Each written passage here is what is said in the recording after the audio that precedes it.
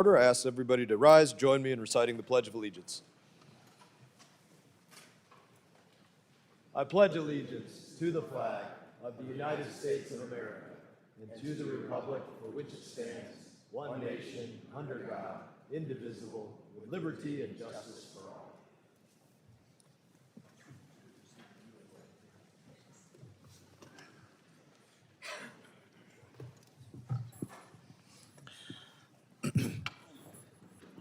Thank you, everybody, for your attendance. The purpose of this hearing today is to identify structural challenges and functional deficiencies that impede the Department of State's ability to fulfill its mission and to work to find solutions to those issues. And I will now recognize myself for an opening statement. As I said, I called this hearing really to establish a simple fact. The State Department has many broken parts, and it's been, in many ways, a broken part of our government for many years. It's been too big. It's had no clear mission or definition for public diplomacy. Has very little command and control over the dollars that it sends across the globe. It's spent your tax dollars in ways that would have been better if the State Department just lit the money on fire in many cases. Right now, more than 80% of the State Department is not authorized by Congress. That includes Bureau of International Security and Nonproliferation with a budget of $57 million and 247 employees. The Bureau of International Organizations with a budget of $90 million and 370 employees. The Bureau of Administration with a budget of $394 million and a staff of 700. Now, despite 80% of it not being authorized, the State Department's bureaus, offices, and programs, they continue to grow each and every year. Last year, the State Department employed more than 80,000 people across the globe. Between the year 2000 and the year 2024, the State Department's budget grew from roughly $9.5 billion to more than $55 billion over the course of that time. Where did that money go? Does our foreign policy feel like it's 5 times more effective as we've spent 5 times more dollars? Instead, we've had a State Department with plenty of duplicative programs, but again, not a clear mission and a clear outline on how to go out there and affect the missions positively on behalf of the American people and all of our interest. The largest operation of the State Department in any of our lifetimes was the withdrawal from Afghanistan, which was an abysmal failure. The State Department failed to plan everything from how many people would be requesting visas to how many people would be needed to process those visas, and 1,000 other things.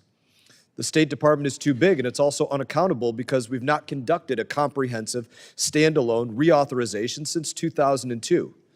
It's also prioritizing the wrong things, in my opinion. That is why we saw American dollars going out the door to foreign companies, foreign countries, foreign NGOs, and foreign adversaries like the Taliban, with less oversight than it takes the average American citizen to get a driver's license at the DMV. Don't take my word for it.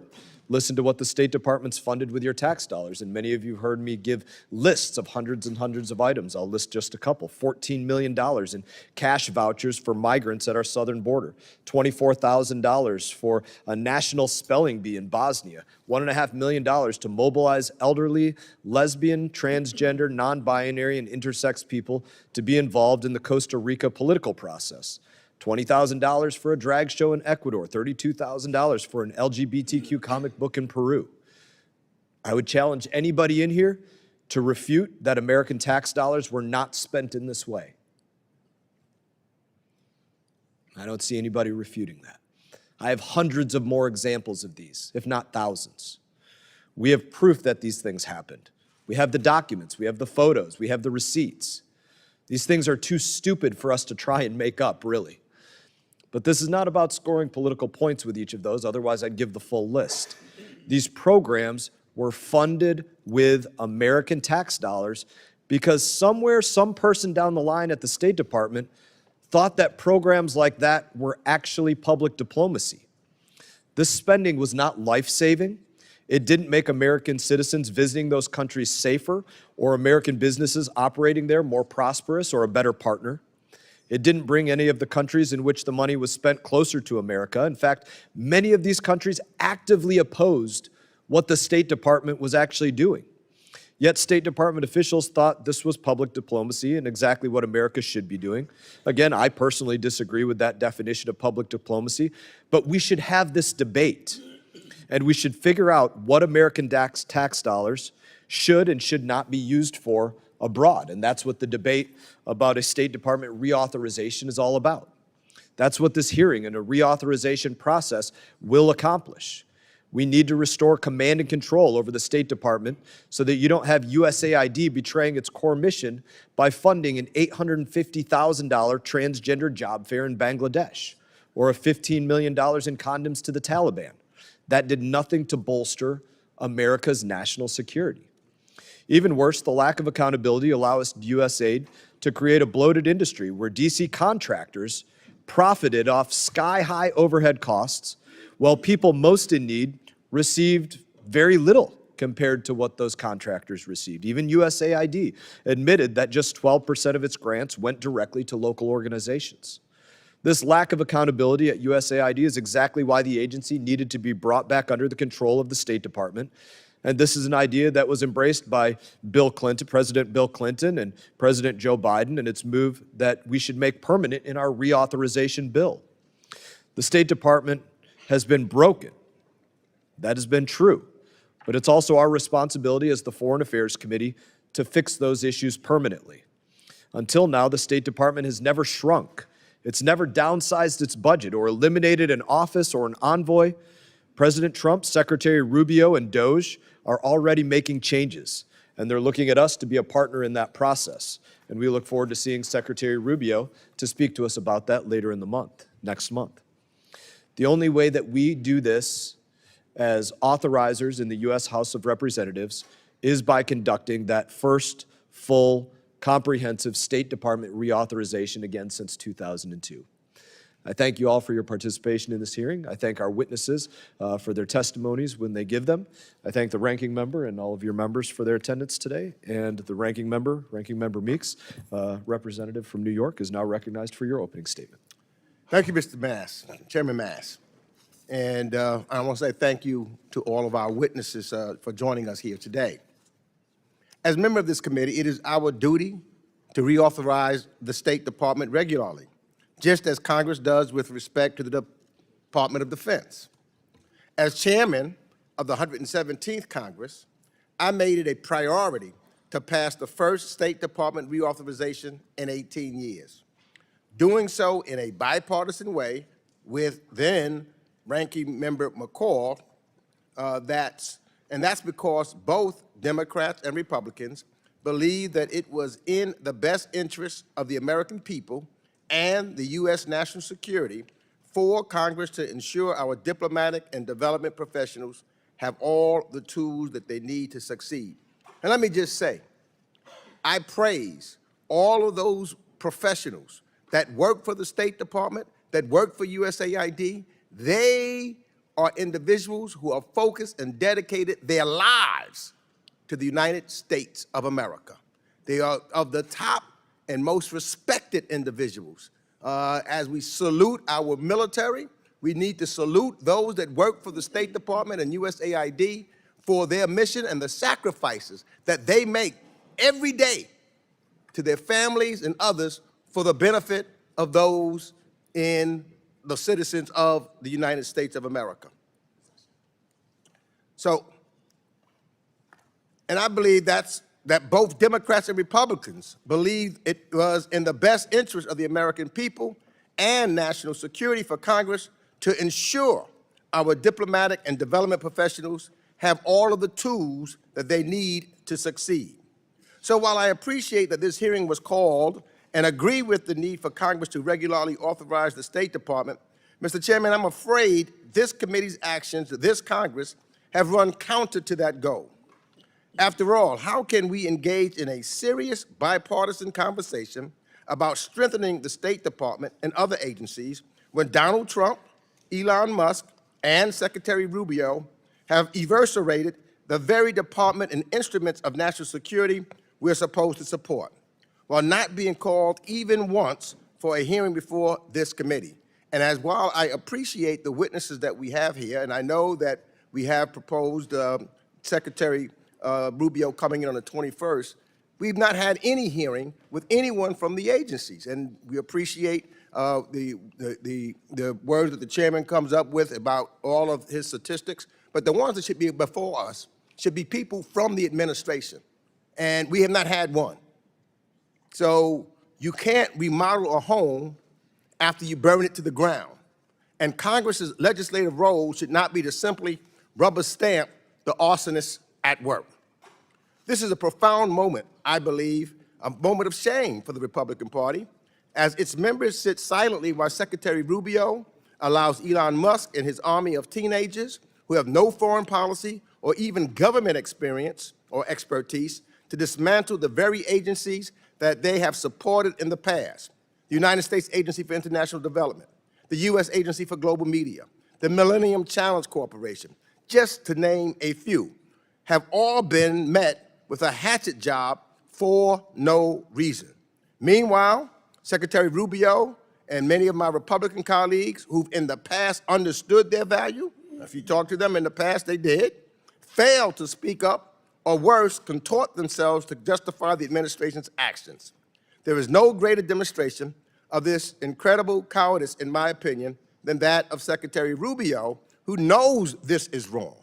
Listen to his words when he was in the Senate, and listen to it now. You would not think it's the same individual. He knows it's wrong, but would rather sit atop a kingdom of ash than defend the work he once praised.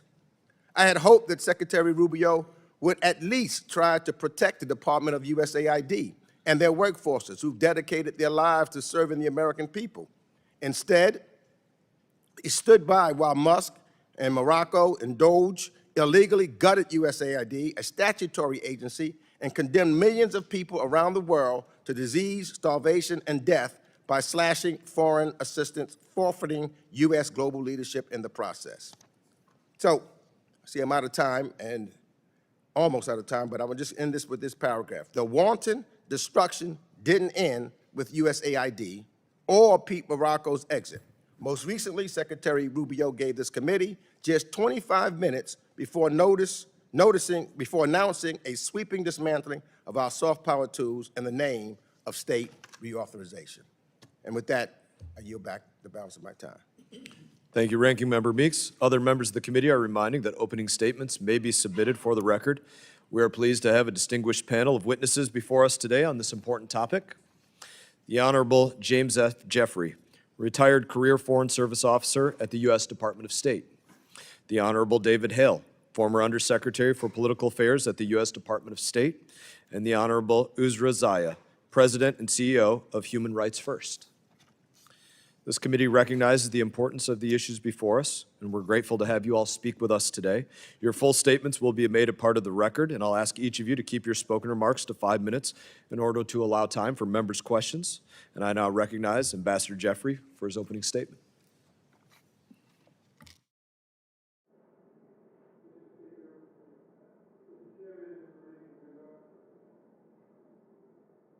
Okay.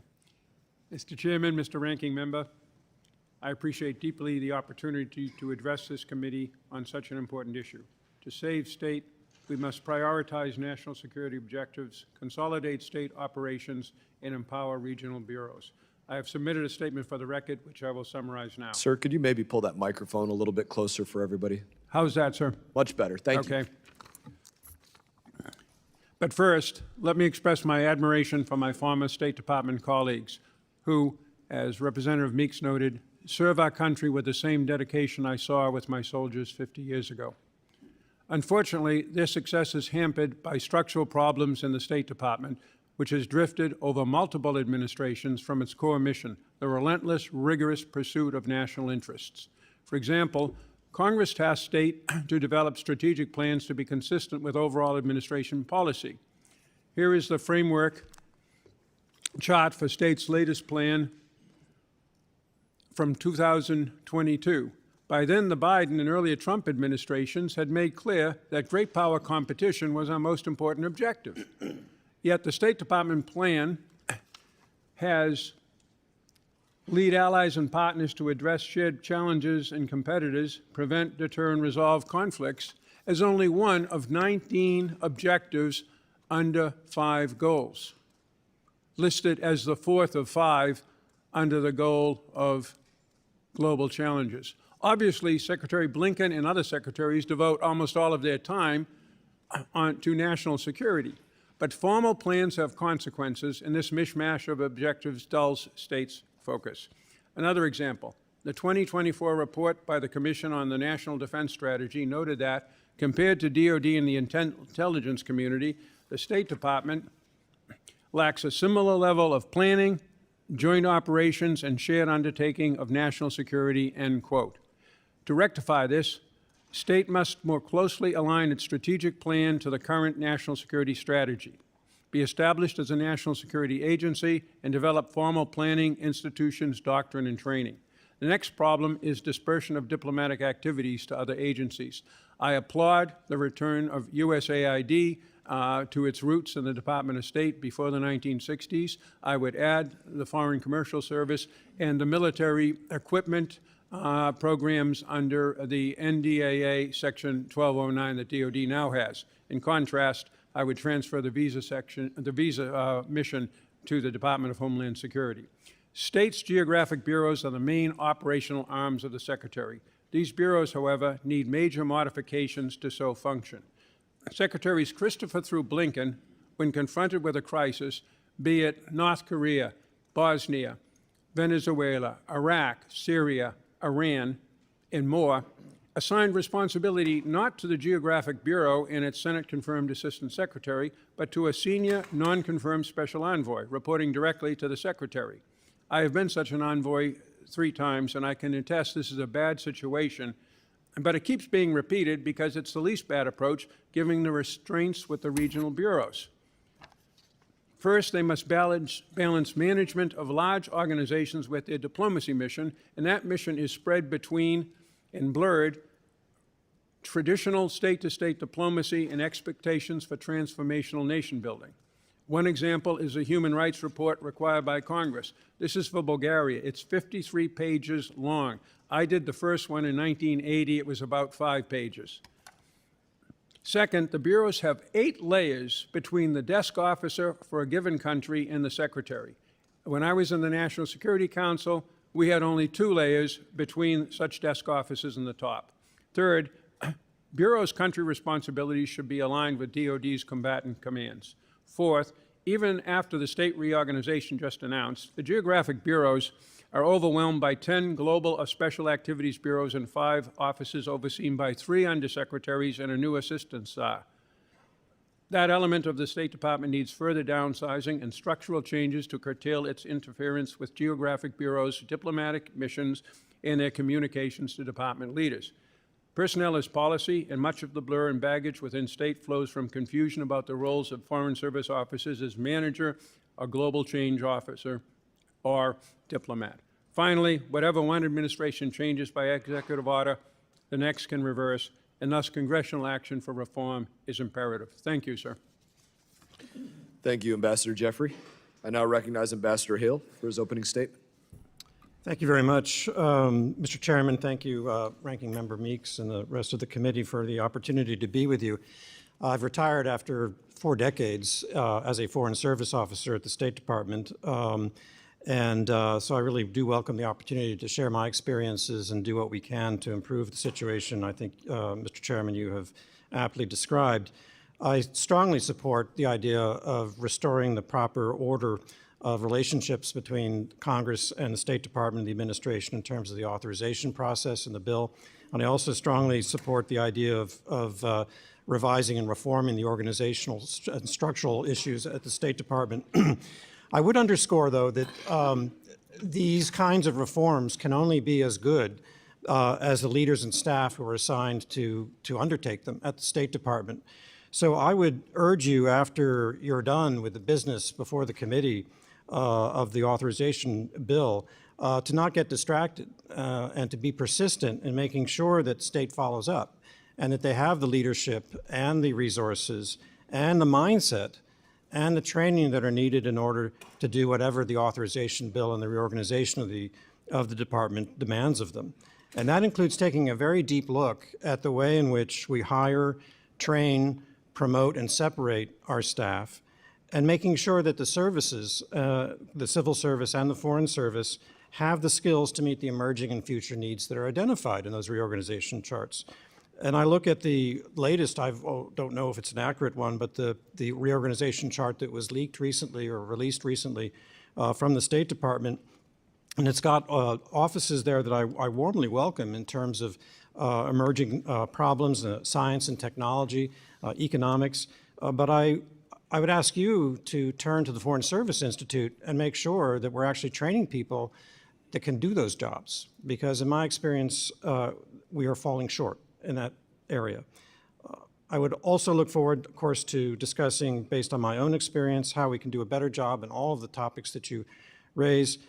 And all of it, in my mind, means really going back to basics. What is the Foreign Service all about? And what is the State Department meant to do? And by having a stronger connection between Congress and the State Department, we can make sure that we're following the direction of the American people, which is what service is all about. So I look forward to your questions and the opportunity to discuss these topics further. Thank you, Ambassador Hale. I now recognize Ms. Zeya for her opening statement. Thank you, Mr. Chairman and Ranking Member Meeks, for the invitation to testify today. And I, too, am a retired former Foreign Service officer, as well as the current president and CEO of Human Rights First. Congressional oversight and guidance are vital to the work of the State Department as it navigates complex and overlapping crises around the world. State authorization can and should rebuild bipartisan consensus around the imperative for cost-effective diplomacy and foreign assistance that sustains U.S. human rights and humanitarian leadership and enhances American security, prosperity, and well-being. In that bipartisan spirit, I'd like to underscore 3 key points. First, investing in U.S. human rights and humanitarian leadership makes Americans safer and more secure from autocratic overreach and transnational threats. Russia's full-scale invasion of Ukraine upended global food and energy security and threatened neighbors, including treaty allies. But Putin was thwarted thanks to the courage of the Ukrainian people and transatlantic solidarity, including vital U.S. humanitarian, democracy, and accountability support. Similarly, when the U.S. pushes back on transnational repression and gross violations of human rights like extrajudicial killings, torture, religious persecution, and arbitrary detention, it fosters safety for Americans at home and abroad. When U.S.-supported peace processes include women and civil society, it increases the chances that resulting accords break cycles of conflict, keeping our troops out of harm's way. When the U.S. enforces human rights standards in our foreign security assistance, it creates more reliable partners and upholds U.S. law. Second, U.S. human rights and humanitarian leadership makes our nation more prosperous. That's why state long partnered with the Department of Labor and others to target forced labor, purge it from U.S. supply chains, and raise labor standards abroad. Recent slashing of programs supporting these activities hurts American workers and companies. Corruption is also a major barrier for U.S. companies investing and doing business overseas. This makes all the more concerning the current administration's suspended enforcement of core anti-U.S. corruption law. U.S. humanitarian leadership saves lives and advances U.S. security and prosperity by reducing onward migration to the United States and upholding legal pathways that enrich U.S. society. State Department advocacy for shared responsibility on migration in our hemisphere helped nearly 2 million Venezuelan refugees find protection in Colombia and expanded asylum access in countries like Costa Rica and Mexico. U.S.-based refugee resettlement, now frozen and decimated at home, helps ensure other nations continue to host the vast majority of the world's refugees, but has also delivered billions of dollars in net gains to the U.S. economy. Third, and finally, proposals to slash state personnel bureaus and offices and integrate virtually all functions into regional bureaus will hobble U.S. human rights and humanitarian leadership. With due respect to my former colleagues, over my 3 decades at state, I often saw regional bureaus shy away from difficult conversations or actions on human rights, even with U.S. adversaries. That's why Congress created an Assistant Secretary for Human Rights and Humanitarian Affairs and the DRL Bureau, now being stripped of its policy role, programs, and much of its personnel after decades of bipartisan support holding the world's worst regimes to account, rallying Democratic partners, and providing life-saving support to thousands of human rights defenders worldwide. Meanwhile, elimination of the Conflict Stabilization Bureau and offices of global criminal justice and global women's issues will shutter negotiation support that helped push ceasefire agreements over the finish line, and accountability efforts for the world's worst human rights violators, and curtail U.S. leadership combating gender-based violence globally. These cuts also erase department leads on bipartisan legislation to modernize U.S. foreign policy, such as the Global Fragility Act and the Women, Peace, and Security Act. Vague consolidation plans combined with an unexplained 15% cut in domestic state personnel and dissolution of USAID also bode poorly for effectiveness. Consolidation of the Office of Trafficking in Persons into the Bureau of Population, Refugees, and Migration ignores JTIP's statutory mandate and leadership implementing the Uyghur Forced Labor Prevention Act. Absorption of complex USAID disaster and other operations into an attenuated PRM bureau is a recipe for failure. Oversight should ensure consolidation is not a cover for collapsing U.S. humanitarian and development leadership as we know it.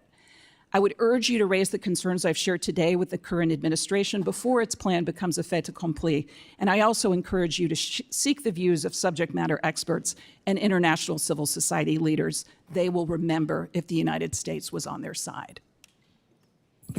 I thank each of you for your opening statements. I'm now going to move to questioning. I'm going to begin with Chairman Emeritus McCall. Thank you, Mr. Chairman. Let me commend you for this noble effort. There's a reason why it hasn't happened since 2002. As Ranking Member Meeks mentioned, we worked together on state authorizations, but not a full scale. Oftentimes the Senate is the problem, even if we can get it through the House. But I do think it's important because, you know, when the diplomats fail, we go to war. That's what this committee is all about. This committee has the authority, the obligation to deal with issues of war and peace. I've often thought, why cannot this committee pass an authorization like the National Defense Authorization Bill that the Armed Services Committee passes? Instead, about 25% of the NDAA comes out of this committee.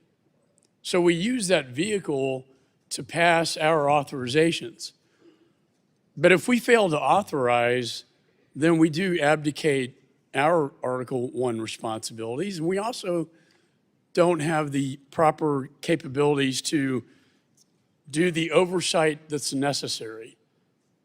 If we authorize something within state, whoever's in the executive, it makes it more difficult for the executive to act against the Article 1 branch of Congress,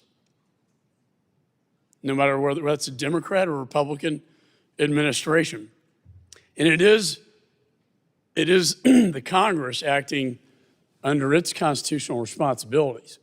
So again, I applaud you for this. I think this is going to be a healthy discussion. I guess my question, and lastly, I have to say, just like the NDAA, it will be impossible for us to pass a state authorization, both House and Senate, if it's not bipartisan. And that's true with most legislation. In my 20 years, is you can have messaging bills, but if you really want to get things done, especially on an authorization like this, I think the NDAA is a good model to examine where House and Senate, bipartisan, work together to get a good piece of legislation done. But Mr. Chairman, we don't have to rely on the NDAA to do all of our authorizations of state.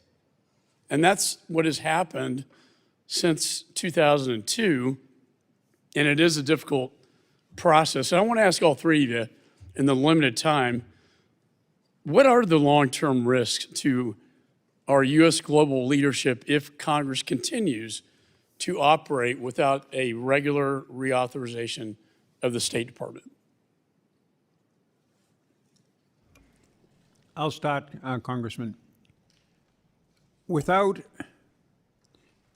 your input into a tightly organized Department of State, it will not reach its potential to coordinate, which is its core purpose, military power, economic power, values, and our partners and friends around the world, into a coherent effort to advance the safety and the prosperity of the American people, which is the core goal. The military puts great effort into this in a way that, having been in both institutions as a career officer, I don't see it to the same degree in the State Department. Anything you folks here can do to help that would be much appreciated. If I could give a good example, Mr. Chairman, is under the first Trump administration, Mike Pompeo set up an office to deal with emergency contingencies in response to what he foresaw happening in Afghanistan. Unfortunately, the Biden administration eliminated that office. So when Afghanistan fell in a disastrous way, that office was not there to respond. And you know why? Because it wasn't authorized by Congress. Any more thoughts? No, I think that's an excellent example. I would, in addition to what you've said and what Jim has said, I would say that one of the problems also is that the State Department tends to go on autopilot when it hasn't gotten the direction that it needs, and that's a natural bureaucratic instinct, but it needs to be fought all the time. And I think the annual authorization process can help make sure that the State Department is actually changing as events change and as requirements change.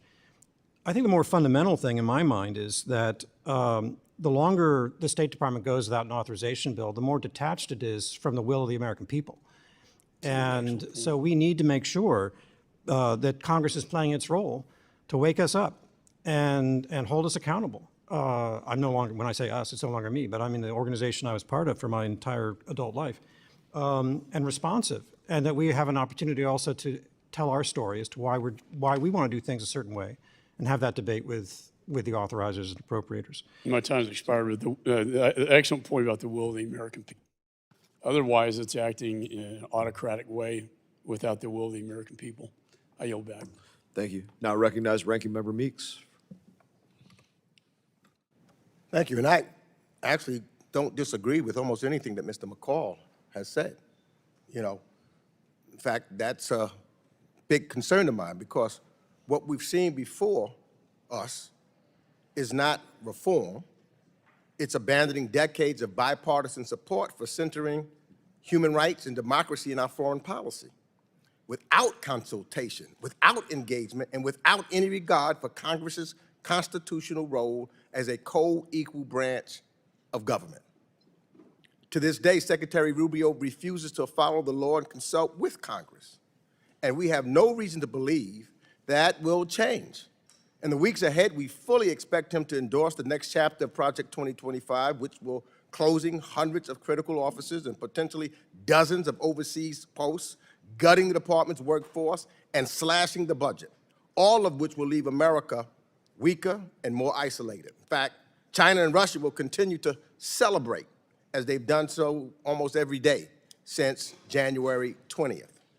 And what Mr. McCall said, I have a long track record working with any administration that wants to strengthen our national security and works in good faith towards that end.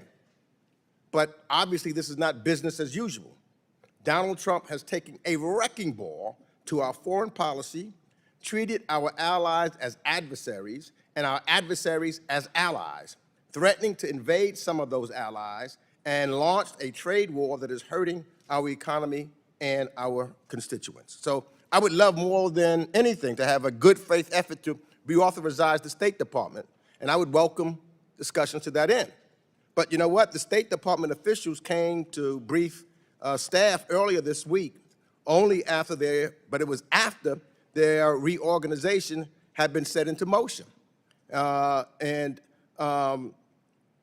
Programs were cut, and after the firing notices were started going out. That's not consultation. That's, to me, insulting. And while I want to thank the chairman and my majority colleagues for arranging that belated briefing, Secretary Rubio's messengers could not even answer basic questions, like what offices should be closed, or how they arrived at a 15% domestic staffing reduction. So I think that there should be more consultations. Let me just ask you these questions. You can answer yes or no. Do you believe Congress must be meaningfully consulted on major state reorganization or changes to USAID, including ending the vast majority of congressionally appropriated foreign assistance? Yes or no? Yes. Yes, sir. Yes. And another yes or no. Do you believe that sweeping changes like this, especially on items mandated in law, should it be done by an executive order, or should you have to come to Congress? There are legal issues here, Congressman, that I am not competent to get into, but again, I'll go with my first answer. When appropriate and when it's under law, Congress must be consulted. Mr. Hale? Yes, if you want a sustainable, decision, I think it requires legislation and consultation with Congress. I believe it absolutely requires consultation with Congress and a clear-cut connection between the ends and the means, which I am not seeing in this plan. And also, on top of all that, Secretary Rubio's cuts already underway, and the White House is reportedly readying a rescission of more than $9 billion from the state and foreign operations budget. Would the practical impact of these cuts on our ability to advance U.S. interests globally be significant, or would they be detrimental? I'd have to see what the specifics are, Congressman. I agree with Jim's answer. I'd want to see the details. I do believe that an organization the size of the State Department could definitely use some serious reform. I come out differently on this based on what I've seen so far in press reporting. A 50% cut in state's operational budget combined with the 80% plus cut in foreign assistance from USAID.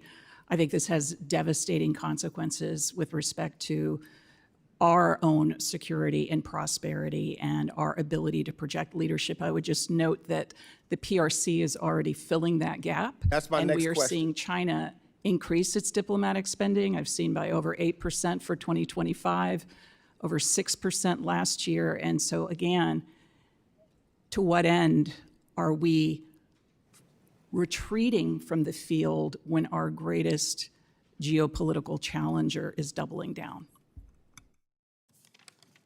Okay. Now, I want just indulge the chairman just to have an answer with the two of you about that what was just mentioned about our ability to compete with China, significant or detrimental?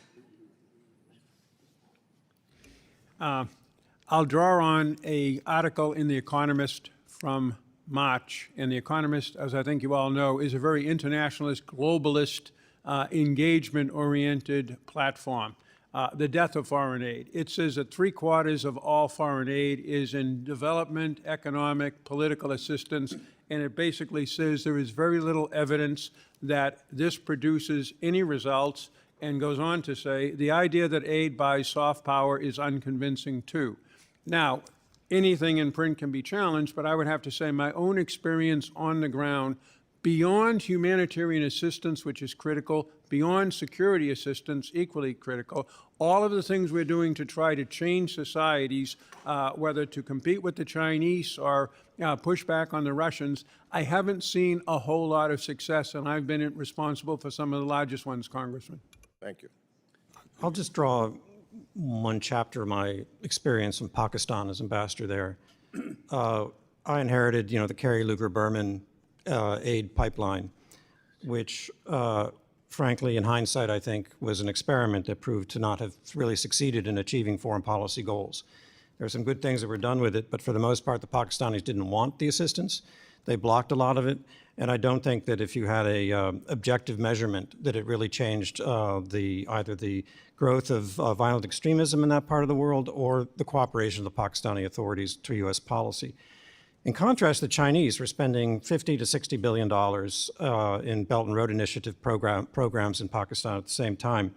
They got a lot of credit for it. But over time, it turned out, as people discovered, these were not grants like ours. They were loans. And the business plans didn't make any sense. There's a lot of favoritism and corruption in it. And now they have a debt overhang that they can't deal with. So the Chinese approach also soured. So I'm not sure that I want to, while not ignoring the fact that resources matter, that the amount of money we're spending versus what the Chinese are spending in any given country may be a starting point for a conversation. I don't know that it necessarily reflects an outcome of the way to measure exactly the best way the United States can influence behavior, because aid does not change policies. It can enable a partner who already is in agreement with us to do the things we want. But dangling aid isn't going to make somebody do things that they don't otherwise feel is in their national interest. Thank you. Thank you. I appreciate those could- answers. We now Could I, recognize, is there time to, oh, sorry, okay. now recognize Representative Wilson for 5 minutes. Thank you, Mr. Chairman, and indeed, thank each of you for being here today. And Ambassador Jeffrey, we are grateful for your successful service as Special Representative for Syria with the first Trump administration, where you led efforts to enforce the Caesar Act to hold terrorist sponsor and butcher Assad, war criminal Putin, and Iran accountable. Ambassador, you were ultimately successful of the providing the assistance with Turkey and Saudi Arabia. In December, Bashar Assad abdicated and fled to Moscow. In November, a badge of honor I received is I was condemned by the Assad regime as an enemy of the state, which I recognize I was, and now he's gone. Last week, I appreciate that Congressman Corey Mills and Mike and Marlon Stutzman visited Damascus as Syria reachieves independence. There is such opportunity for the people of Syria to restore freedom. The UK last week lifted sanctions. With that in mind, what do you think American policy should be to assist the people of Syria?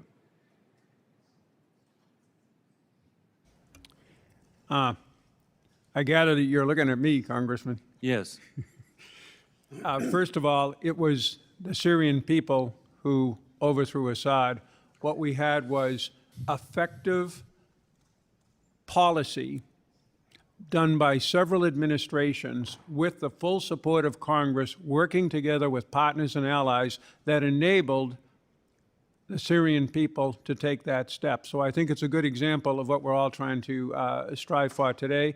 I think we need to, as this administration is doing and as the Biden administration in its last days did, reach out slowly and carefully to the new government and take steps as the new government responds to our and other partners' legitimate security concerns. I think it's on a good path, Congressman, but time will tell. Well, again, it was your efforts that I think helped make this successful, so thank you so much.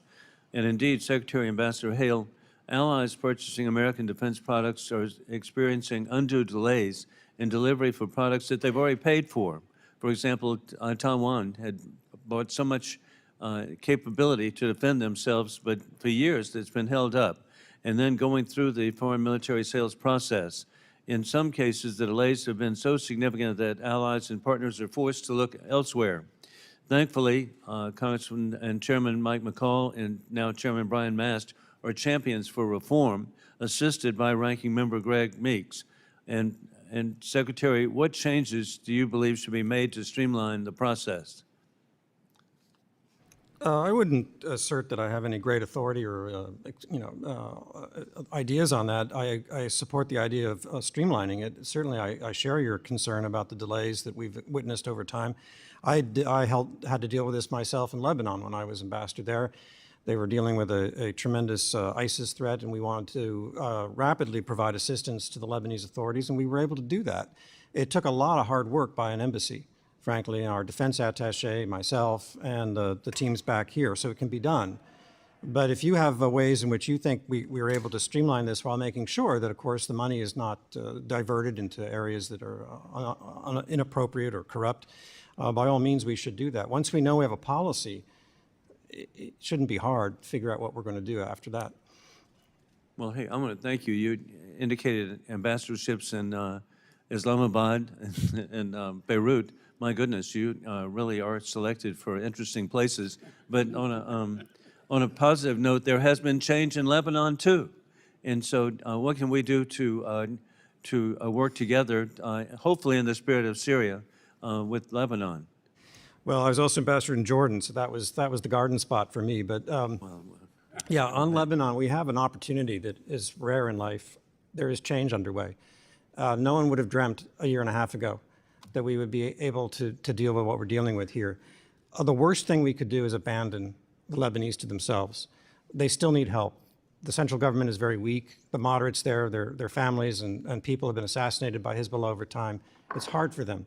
So we need to keep the pressure on Iran. That's our role. Our role is not to tinker with the Lebanese reforms and steps. We should encourage that and help nurture it.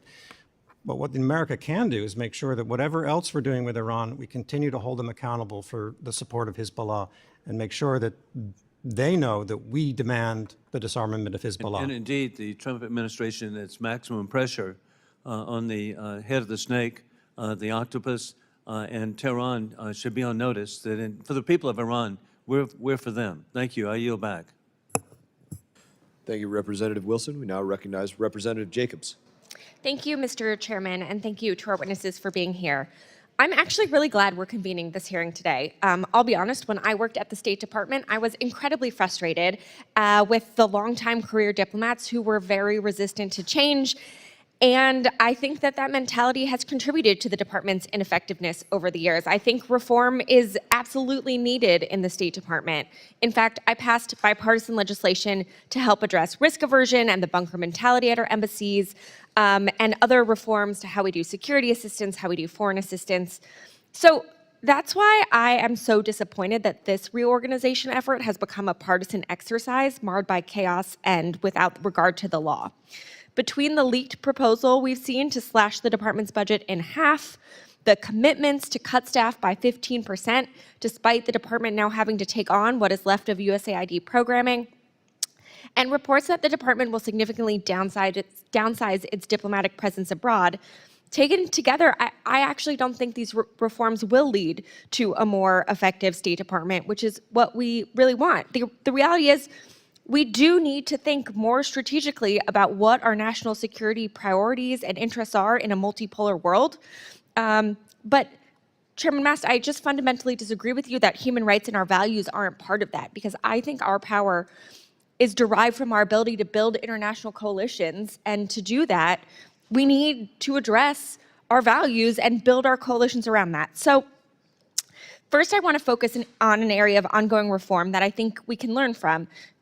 Chairman Emeritus McCall and I, my good friend, introduced a reauthorization for the Global Fragility Act.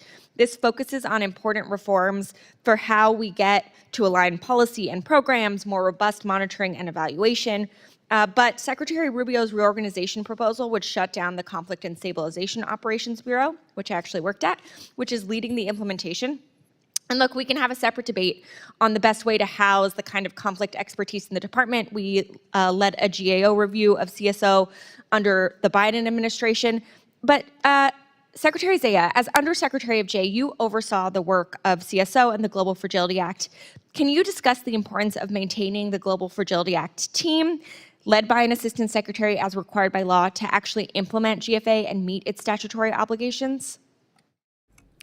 Thank you, Representative Jacobs, and thanks to you and Representative McCall for your bipartisan leadership in the Global Fragility Act. This is exactly the kind of state modernization that I think we should rally bipartisan support for. And I saw this firsthand in my role as Undersecretary visiting GFA partner countries, Mozambique, Cote d'Ivoire, as well as Haiti.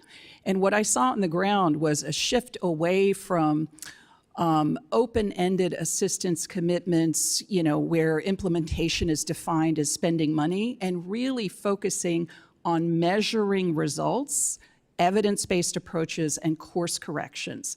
And it is very sad to me that this effort is now being potentially extinguished just 2 years in when it's starting to bear fruit. It's about integrating State Department efforts with our colleagues at DoD, with USAID, but also with international partners who have followed our lead, particularly in coastal West Africa, where we have 4 embassies working together in an integrated way I have never seen. But you've got the international financial institutions, the EU, and the Brits coming in behind to focus on the same areas. And I do want to make a point about human rights and security and hard security. Representative Wilson mentioned his visit to Syria. I was a human rights officer in Syria under Hafiz al-Assad. At this point, our support for pluralism, for inclusion of women in Syria's transitional government and process, that is absolutely a guarantor of security. And Syria is a diverse country of many faiths. We cannot allow it to fall into a majoritarian system that oppresses so many of Syria's people after the immense suffering they've had. That's also why accountability is so important, so we can finally achieve accountability for the Assad regime's horrific crimes. Thank you. I really appreciate that. And I think one of the really innovative reforms in the Global Fragility Act is being able to assess the effectiveness of U.S. policy in a single country across all of our activities done by all different agencies. And I know that sounds simple, but actually GFA is the only capability we've ever had to assess whether or not our policy, whole of government in a country, is actually achieving its goals. So I do hope that Secretary Rubio will maintain that function. And Mr. Chairman, I yield back. Thank you, Representative Jacobs.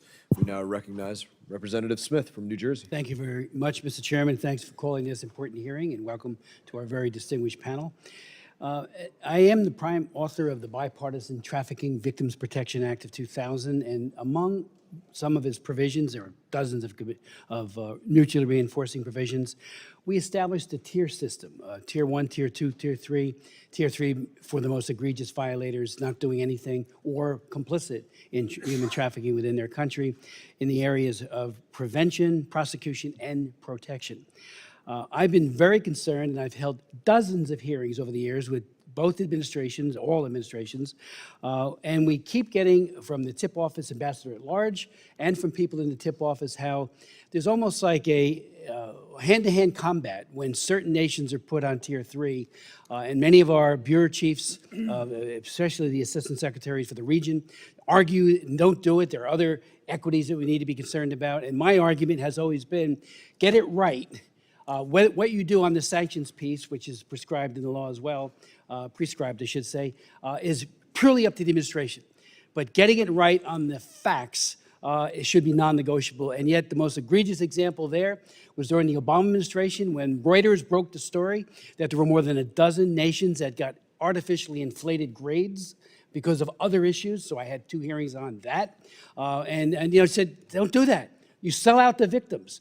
Now, I am concerned that we get the integrity right on the process, and ditto for the International Religious Freedom Act, so that, you know, call it the way it is. What we do on the sanctions piece, you know, is something that the Secretary of State and the President can negotiate. And I'm wondering what your thoughts are now as we're going through this whole revamping. And Secretary Rubio, I do believe, is very strongly committed to both religious freedom and to trafficking issues. How do we ensure the integrity of the process, getting it right? Those bureaus need to be as independent as possible, in my opinion. The tip office is made up of wonderful people who work overtime, and each embassy, as you know, Mr. Ambassador, you know, tender all of the data back as to what's going on in that individual country. How do we ensure that those, and there are other offices as well, but religious freedom and trafficking in persons, how do we ensure the integrity of that process? Yes, please. Thanks so much, Representative Smith. I would say from my own experience, I have seen how the TVPA affects change on the ground in the tier ranking system. And I would say in my role as Undersecretary, I enjoyed very close collaboration with my counterpart, the Undersecretary for Political Affairs, and colleagues from regional bureaus in really focusing on the countries that we were seeing a degradation in conditions, but also recognizing opportunities for progress. I want to highlight 2. Together, the Office to Combat Trafficking in Persons, working with civil society and the private sector, worked tirelessly to successfully eradicate child and forced labor from the cotton industry in Uzbekistan. That might sound like an issue far away in a land that doesn't matter to Americans. It does matter to the U.S. cotton industry, who cannot compete against forced labor-produced products. This is why I am so concerned about subsuming this office, which really enjoys unrivaled global leadership on this mission to end human slavery, into the Bureau of Population, Refugees, and Migration, the legal definition of human trafficking does not require movement across international borders. So I am quite worried that that is a downgrade that will really undercut efforts to end exploitation of some of the most vulnerable people at a moment where we're really making progress. I've also seen in the case of allies like the Republic of Korea, a downgrade to Tier 2 really produced a tremendous amount of effort and engagement where we saw improvements where they were able to move back up to Tier 1. So the ranking system, I think, has had a very positive effect, although many didn't like it when it came out, in affecting change. If I may briefly add to this, I was ambassador to Albania, and boy, this was one of my top priorities. I haven't been too kind to soft power in my statement and some of my comments here today, but this is an example that I think for the committee to look at where soft power can work, because first of all, it reflects values that across the board Americans believe in, because this is terrible stuff. Secondly, it is something that is concrete that you can get governments to stop without changing their whole outlook to the universe, their philosophy, their religious background, and everything else. Much of what we do is broad. You've got to look like Denmark, or you've got to look like, Washington, D.C. This is very specific. We monitor it closely, and you bet I was always trying to get Albania raised one level higher, and you can bet I was beaten down because we had concrete standards to go by. That's what the Secretary should continue to enforce, because it represents the will of not only the Congress, but the American people. Thank you, Representative Smith. Representative Castro. Thanks, Chairman. I've served on this committee for, well, since I got into Congress in January of 2013, and have always supported a comprehensive authorization of the State Department. Doing so is a core responsibility of this committee and is our best opportunity to strengthen American leadership and diplomacy. And this committee has, in recent years, been successful in passing and enacting authorizing legislation to do just this. I've had the opportunity to contribute meaningful legislation now enacted to strengthen the State Department, USAID, and the Foreign Service. In drafting this legislation, though, there's always a balance that we strike.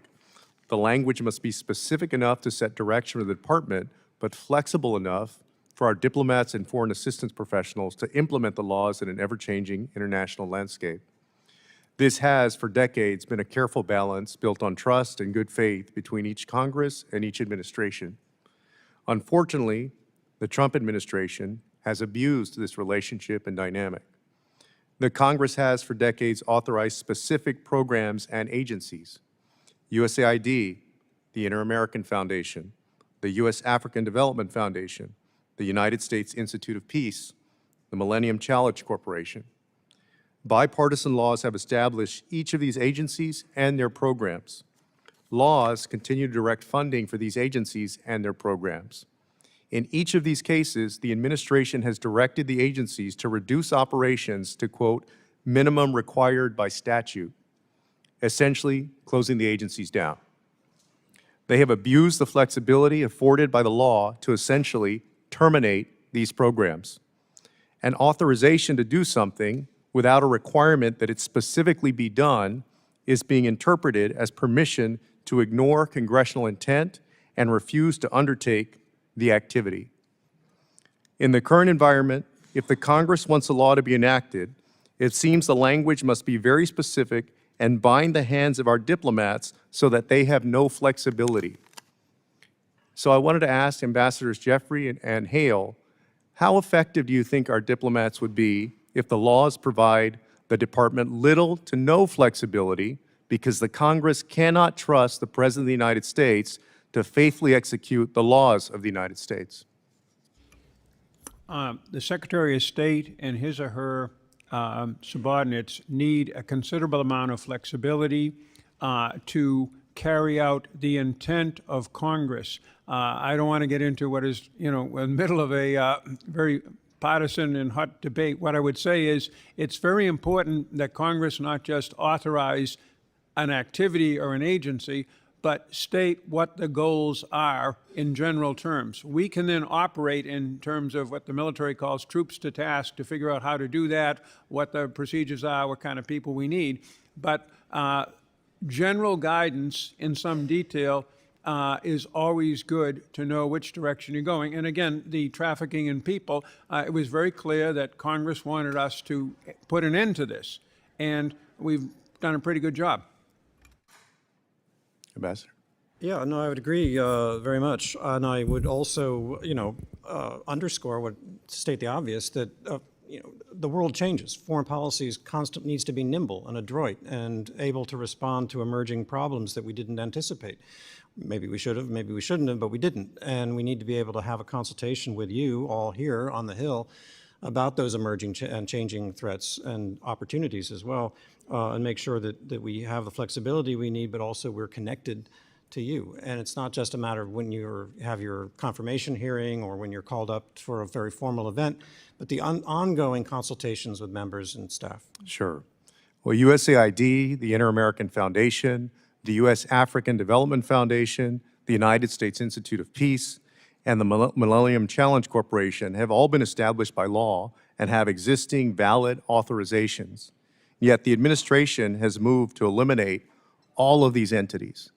It has abused and exploited the difference between the spirit, or the gap between the spirit and the letter of the law. And so far, this committee and this Congress have allowed the president and the administration to do that. Perhaps we'll see in the coming years, but forever resetting the balance of power and control between the executive branch and the president and this Congress. That is going on in real time right now. This committee and this Congress are surrendering influence and control over our diplomacy to the President of the United States. I yield back. Thank you, Representative Castro. Representative Barr.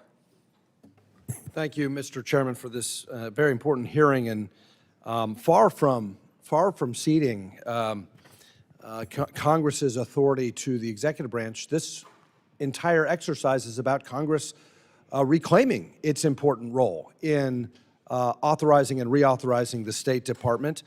Thank you to our ambassadors for your service. I just returned from a bipartisan Codel from our embassy in Tokyo.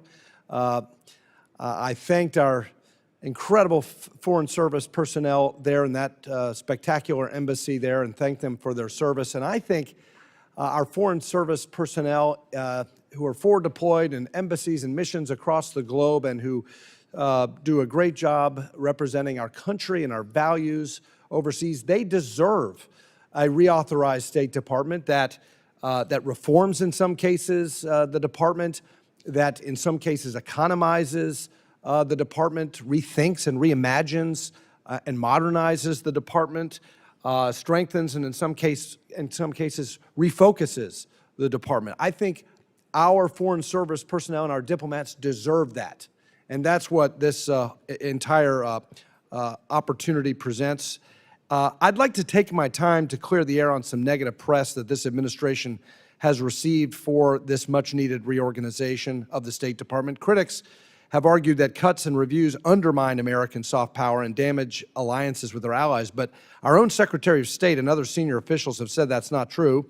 Secretary of State Rubio recently stated, "We're going to be involved in those things, caring about human rights, but it's going to be run at the embassy and regional level, not out of some office in Washington, D.C."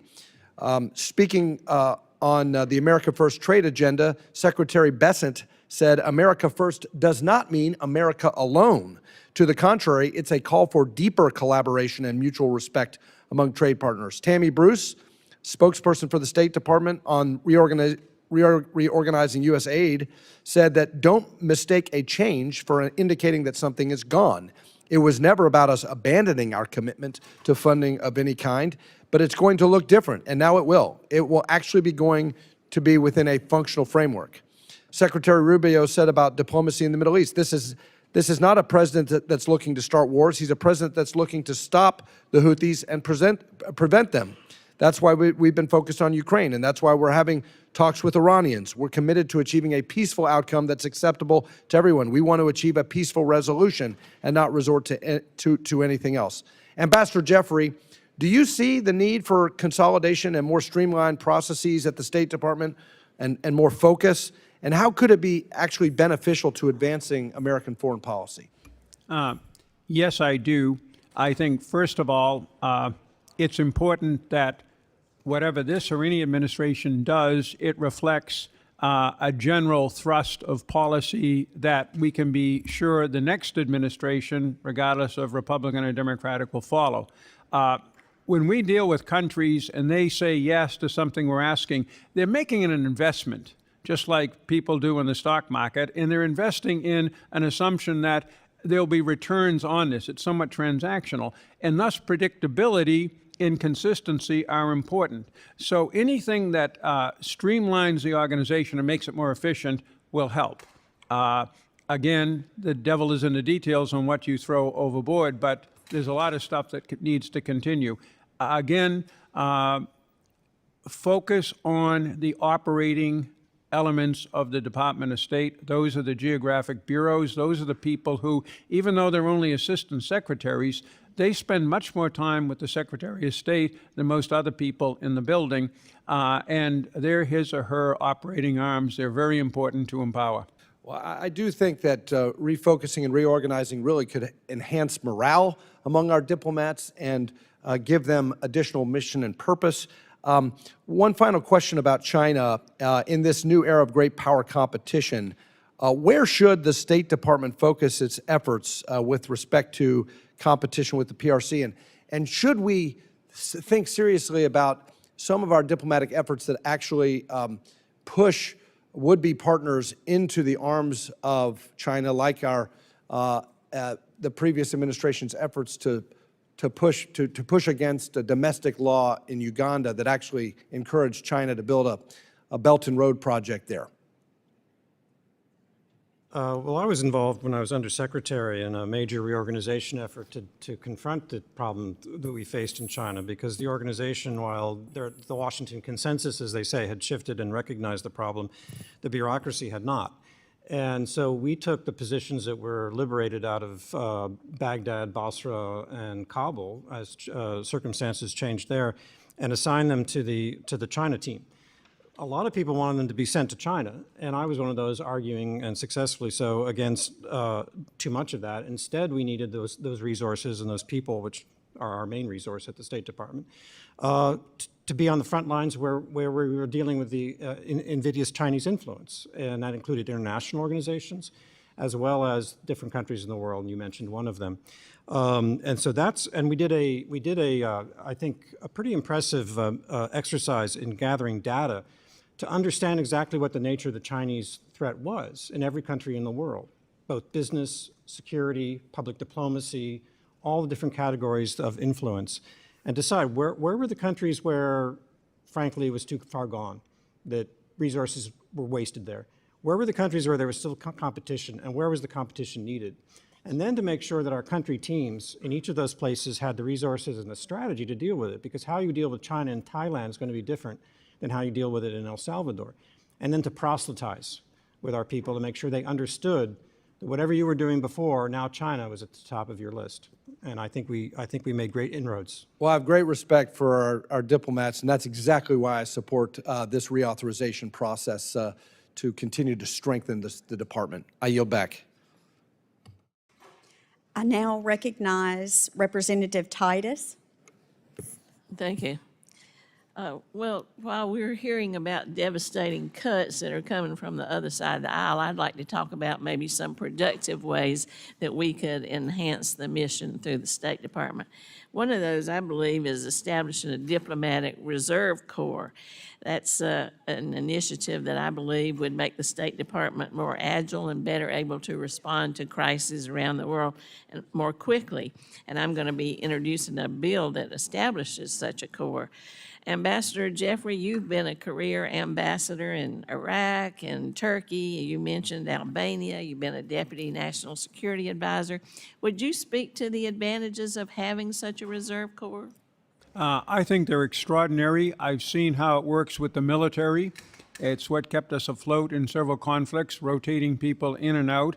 It also gives the Secretary flexibility without having to expand dramatically the personnel and the costs of the department, because as you can see, that's not appreciated by everybody here or in the country as a whole.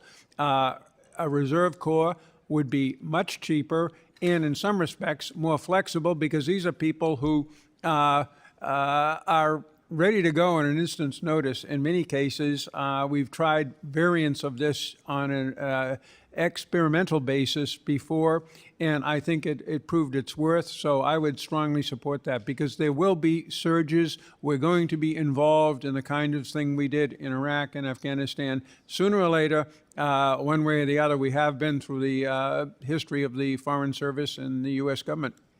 Doing well by doing good, or vice versa, but Meeks said.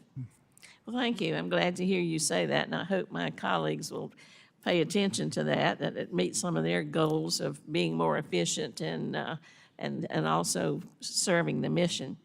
The second question is that if you look at Senator Rubio's comments during his confirmation hearing, he said, preventing crises is a lot cheaper and a lot better than dealing with crises after the fact.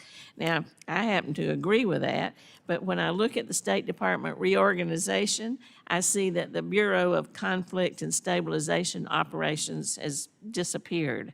I don't see it on the new organization chart. Looks like it's going to sunset according to the fact sheet. I think this bureau is very important. It plays a role in atrocities prevention, implementation of the Global Fragility Act, conflict mapping and analysis, support for peace negotiations. But it's gone. I mean, where's it gone? Are these technical capacities going to exist elsewhere in the State Department? Would you address that, Ms. Zeya? Thank you. Absolutely. The Bureau of Conflict Stabilization Operations has evolved into really the premier player supporting high-stakes diplomatic negotiations, including the achievement of a cessation of hostilities agreement in Ethiopia that ended the devastating conflict in Tigray. But they've also helped our efforts to stand up and a temporary political authority in Haiti. They've supported diplomatic efforts on Sudan, and as we've discussed, they are the government lead on the Global Fragility Act, a bipartisan effort to really pursue evidence-based, locally led approaches to better prevent and end conflict sustainably. So, you know, from an oversight perspective, I think there are a lot of questions as to what consolidation means, and there's a real imperative to ensure the United States does not lose this tremendous reserve of expertise that is making a difference in an effort to slash and consolidate. And on the overall point of consolidation, I want to say that the world is so complex that you simply cannot concentrate it in the hands of 6 regional undersecretaries.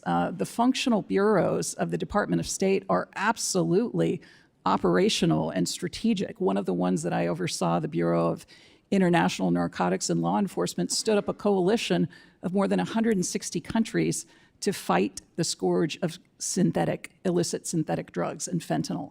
So this is really a moment for all players on the field, not to take out our team members in a short-sighted effort to streamline that undercuts our interests.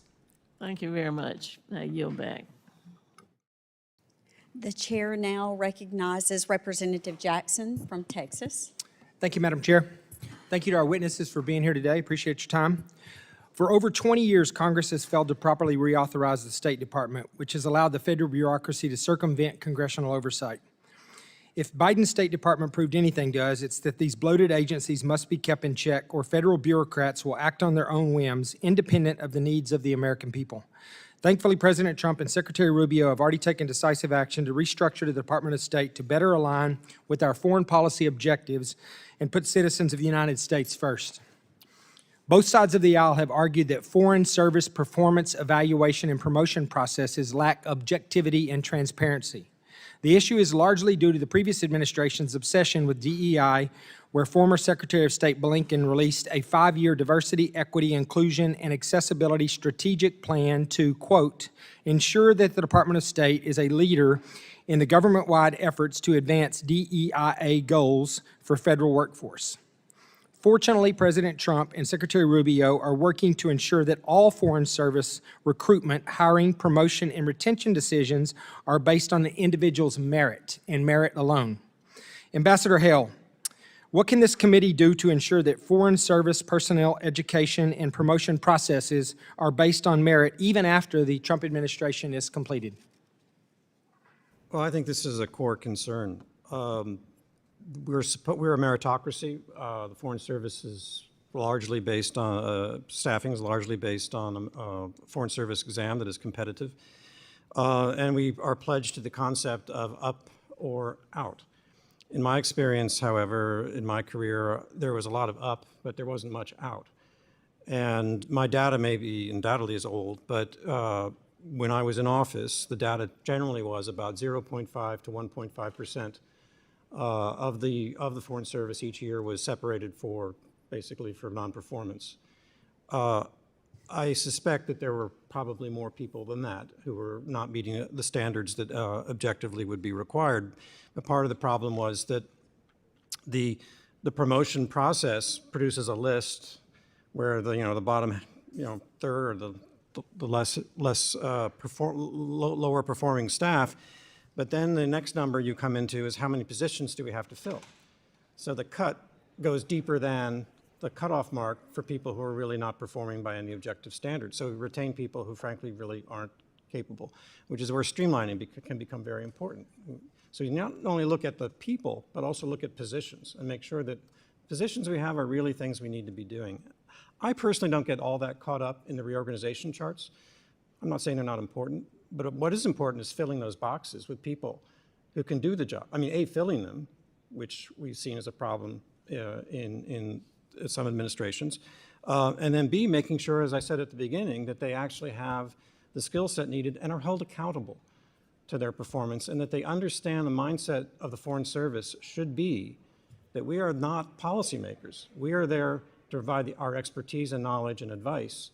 Decision makers are other people, and when decisions are made, that we salute smartly and implement those policies rather than, but they also has to make sure that we have a climate inside the Foreign Service and the civil service that enables dissent and creativity, which is going to produce the best policies we can have. I agree with you on that. And I also think that recruitment and retention are going to be important as well, obviously. And I think that a merit-based system will help with the recruitment and retention and fill some of those boxes you were talking about. I just have one more question real quick in my remaining time here. Consular officers play a vital role in our national defense, adjudicating who receives a visa to come to the United States and who is denied entry. Ambassador Jeffrey, given the important role of the Consular Affairs Office in maintaining the security of our borders, is there any merit to moving the consular visa adjudication function from the State Department to the Department of Homeland Security? And if not, why not? As I indicated in my remarks, I would support that because the policy is determined by Homeland Security, not the State Department. Secondly, we have more people from other agencies at a typical embassy than we do people from the State Department. So just because there would be more DH people and a few less State Department visa offices, that would not be a major change in how embassies work or deal with. But the third thing is, and it gets to the question you posed to David, one reason that we're having a hard time evaluating on merit Foreign Service officers is that we don't know what their core skill is. The Marine Corps is well aware of what it is, every Marine a rifleman.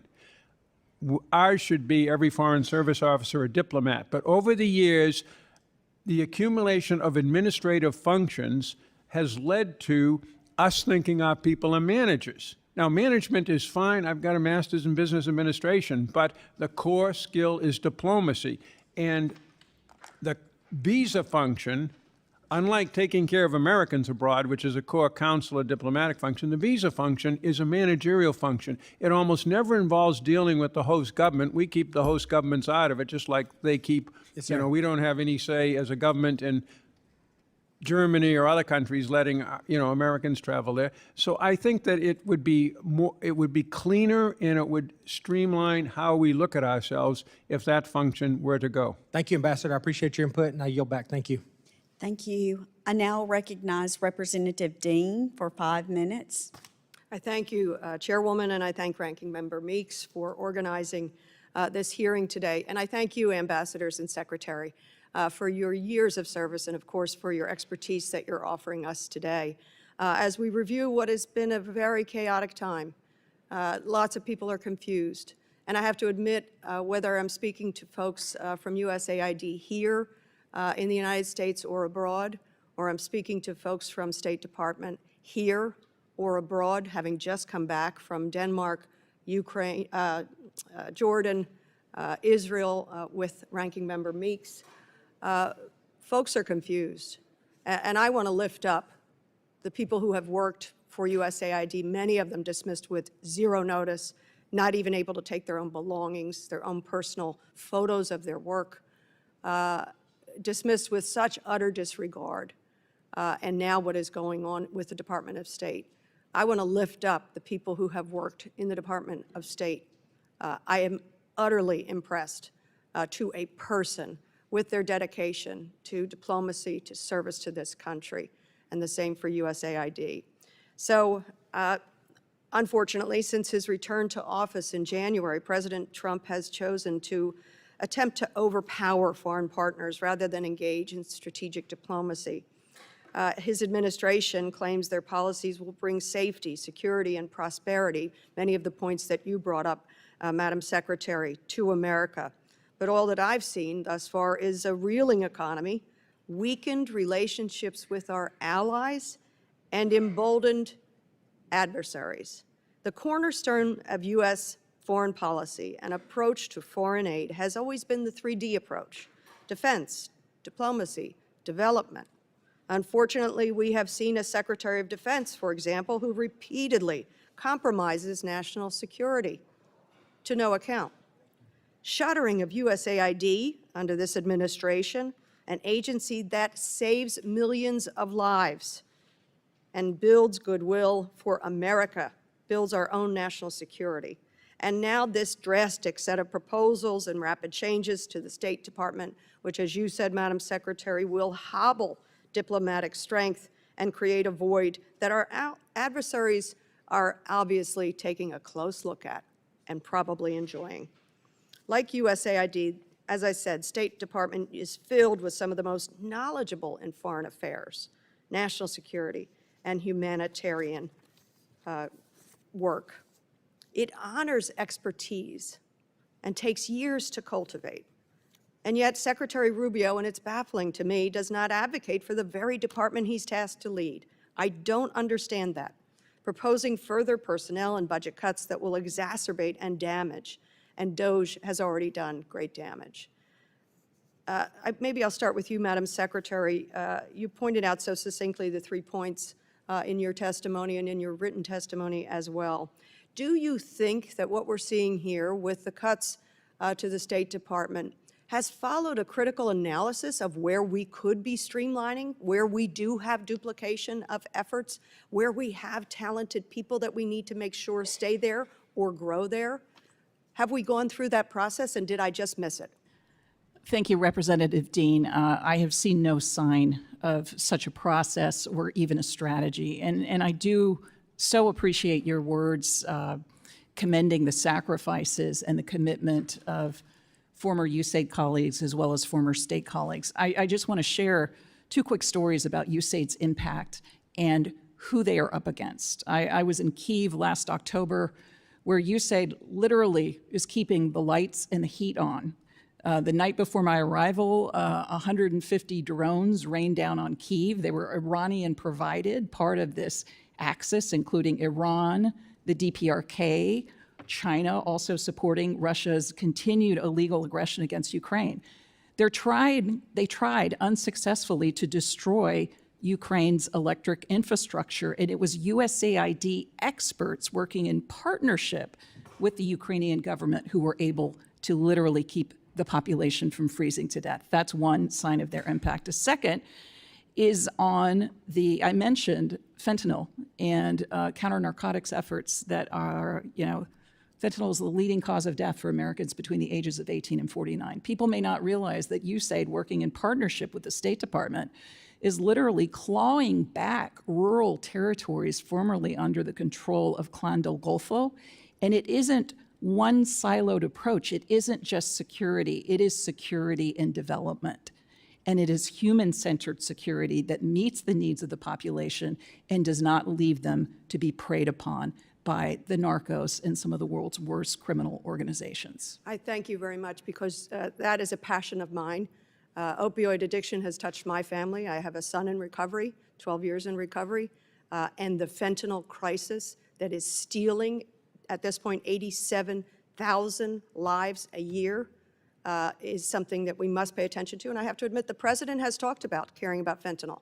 So why would we just disregard where we are making progress? With that, I yield back. Thank you. I now recognize Representative Self for 5 minutes of questioning. Thank you, Madam Chair. First of all, this is an opportunity to get the State Department right, I hope. And I will tell you, I'm going to start with a quote from Clausewitz. War is a mere continuation of policy by other means. I am convinced that we call it great power competition. I'm not sure that's what it is. I think we're in a hybrid war now.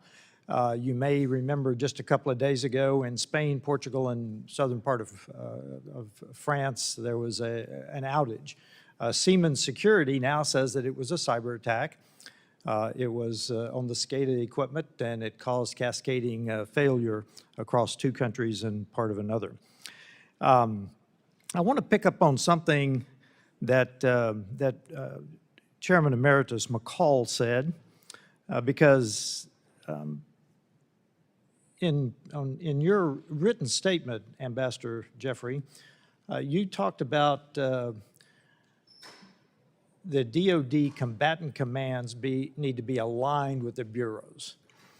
I am of the opinion, and I'd like your opinion, of State Department and DoD need to work together in the national interest of the United States across the world, because policy in the State Department simply is acting in our national interest and eventually to preclude war between great powers. So I think that this committee ought to inform the NDAA, because we ought to have a coordinated national policy for where we are going as a nation, which would include the backup of hard power to any soft power that we exercise around the world. China is certainly on the march, and they're making moves toward Taiwan. I just returned from Europe, and one of the points we were making to our European allies is when they build infrastructure, such as pipelines, they need to be coordinated with the war plans that General Cavoli is putting in place in NATO and turning NATO into a legitimate war-fighting organization. Yesterday, I held a hearing in the Europe Subcommittee on the cyberspace and digital policy branch of State Department. So I would ask you, Ambassador, for your thoughts on this, and particularly the digital policy here, because it is a part of the hybrid war that we are in now. Thank you, Congressman, and thanks for the Clausewitz quote. It's one of my favorites. Our flag officers are responsible for the other means. That's their business. Our job is the continuation, that plug-in between policy and what the military is doing in the field, the things they blow up, the things, territory they hold, territory they seize.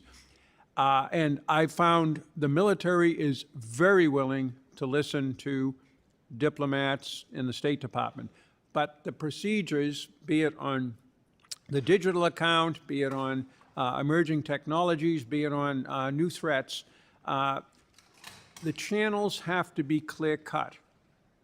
It's very hard to have 2 battle buddies, and most of our combatant commanders and most of our assistant secretaries are in that situation. And it undercuts the immediate understanding, the sort of mind meld that you get in the field. For example, when I was in Iraq and later in Syria.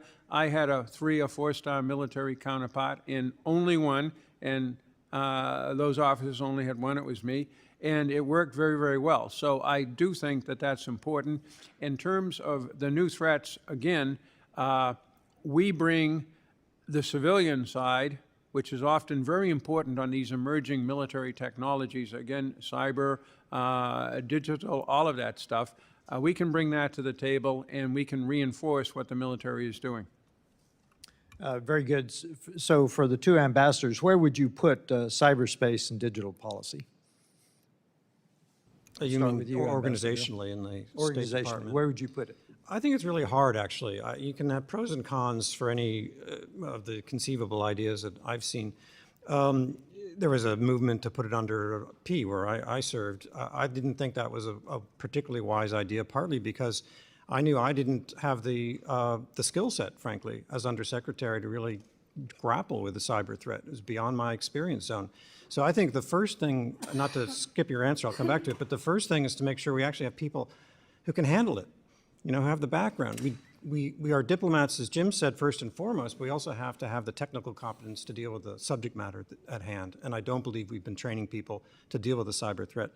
I would put it in the T family, if forced to make a decision, because again, I think you're more likely to get the kind of people who have the frame of mind to deal with it. It's global in nature, of course, and so that's where I would put it. And I know time is of the essence, but I would just reinforce, in my experience, the coordination between the Foreign Service and embassies and combatant commanders has been superb, and it works far better in the field than DoD state relationships do back here. Not that they're bad, but overseas, I think because we're all on the front lines of whatever we're dealing with, the cooperation and communication is really outstanding. Very quickly, Ambassador, do you have an idea on CDP organizationally? Yes, I would agree with David. It should be one of the global bureaus or offices, probably T, but the key thing is those are the kind of global things I like because they provide technical expertise. It's a worldwide problem. It spreads beyond any regional bureau, and they provide support to us like the counterterrorism people do. They don't try to do our job for us or take it away from us or compete with us, and that's very important. Thank you. Thank you, Representative Self. Representative Barra. Thank you, Mr. Chairman. You know, this is my 13th year on this committee, and, you know, why I've always enjoyed the Foreign Affairs Committee in the past, you know, under the guidance of Elliot Engel and Ed Royce, is, yeah, we'll have heated debate, but when we're out there abroad, we're representing the United States of America. And I think we're all proud as Democrats and Republicans of who we are as Americans and what we've accomplished. When I'm out there, yeah, I do travel a lot, both on this committee as well as on the Intelligence Committee. And I see our brave men and women out there, Foreign Service officers, aid and development folks in conflict zones and refugee camps. And I have the utmost respect for them, as I do for our men and women in military uniform as well, and what they do to both provide the goodwill abroad as the people of the United States, but also to protect our services. So to the three of you, thank you for your service. If I look at the accomplishments of the United States, I'm incredibly proud of what we did post-World War II in creating a world order that created relative peace and prosperity for 75 years, ending the Cold War without actually going to war with the Soviet Union. Many of you were there on the front lines. And that was the military and our diplomatic corps working together. It wasn't Democratic or Republican. You know, we've had throughout that time Democratic and Republican administrations. We had a Congress, but we didn't go one way or the other. So I don't think, Mr. Chairman, you'll find a lot of resistance to doing a State Department Authorization Act. But what I would urge is let's do this in a bipartisan way. We can't make this a Republican authorization bill or a Democratic authorization bill. Look, we're in the minority. I won't say let's meet at the 50-yard line. We'll go to your 40-yard line. But if you take us to the 10-yard line, to your end zone, we're not going to be able to do this. And the challenge there is there's going to be a day when the Democrats are back in the majority. I hope that's in 2026, Chairman Meeks. And if we do this together, then we can actually have something enduring. We're not going to get it all right, but we can get it, mostly right. So we're not constantly every 2-4 years going back and forth. That doesn't serve our interests well. That doesn't serve the world's interests well, because this is a different world. We're in the 21st century now. We've got to do this together. We've got to think about this. I would not go about a reorganization the way President Trump is, but it is what it is. It's creating an opportunity for us to build something better that's more reflective of today's world, to where we have programs that no longer make sense, great. But that doesn't mean we should retreat from the world. We should take the best minds, folks like all three of you who have been on the front lines, use your expertise, tell us how we could do this better, what worked, what doesn't work. But we should do it in this committee as Democrats and Republicans working together, so in 2 years, if we have the gavels, we're not undoing everything and starting from scratch. Let's do something that's lasting, that gets better each time. Let's reaffirm who we are as the Foreign Affairs Committee. Chairman McCall talked about what we do. Yeah, we pass authorization bills, but we always attach it to the NDAA. There's so much that we should have jurisdiction over as the Foreign Affairs Committee that goes into the Pentagon budget. That's not to knock the NDAA, but the NDAA is going to be $1 trillion bill. We don't have to spend more money. We just have to take some of what's in that $1 trillion NDAA, pull it back into our budget, pull it back into where it belongs in a State Department authorization bill. I'm willing to work together if we do this in a bipartisan way. We can keep the divisive stuff out of this. We're going to need a State Department. We're going to need aid and development. When I got time to spend with my good friend Joe Wilson, every time he says war criminal Putin, it makes me feel really good. But the real work's going to be, I hope President Trump's successful in finding a ceasefire that is good for the Ukrainian people. But we're going to have to do a lot of work diplomatically to then make sure there's an enduring peace. What is rebuilding Ukraine going to look like?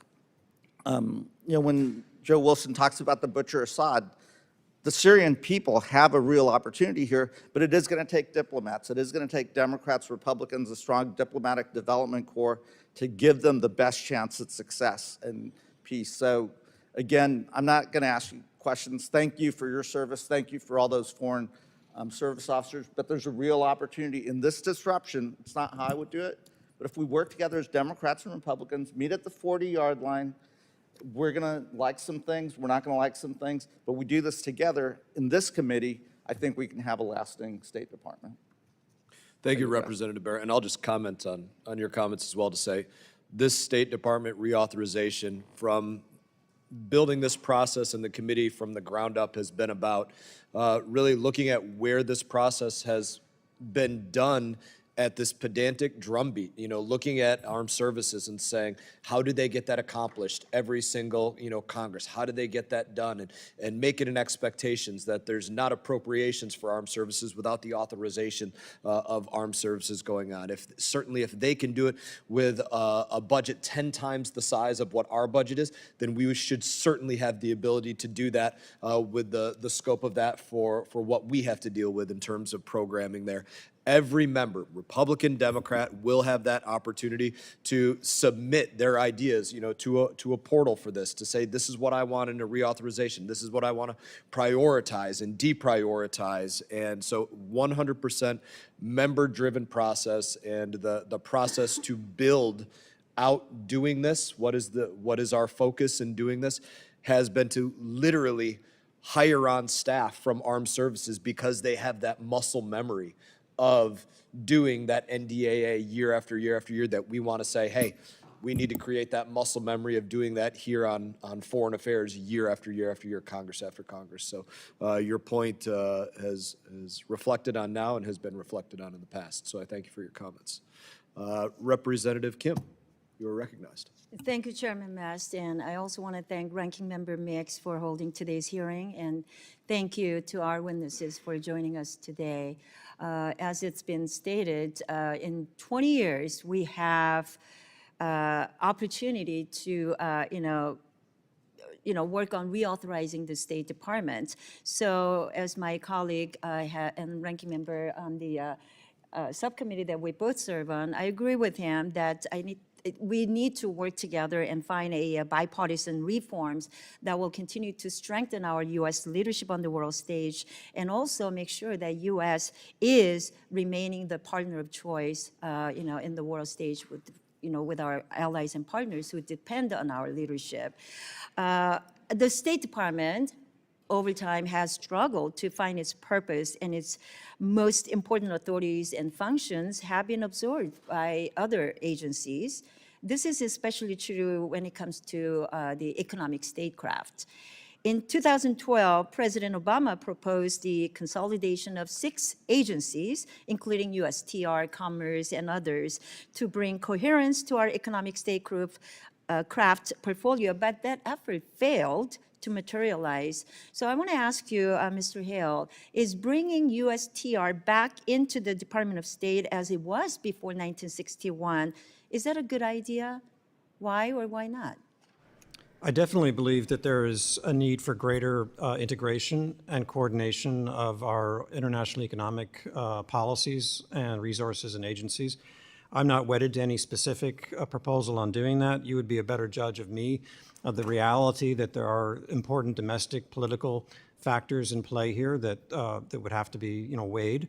I would certainly believe that I understand why a president wants to have a cabinet-ranked member, of his team dealing with trade, but I've witnessed firsthand where the separation of the agencies has not allowed us to do the best job possible. And USTR in particular suffers, if I may say so. They're very capable people, but it's a very small agency, and the bandwidth is such. I can only imagine how they're dealing with the amount of attention being focused on tariff and trade policies right now.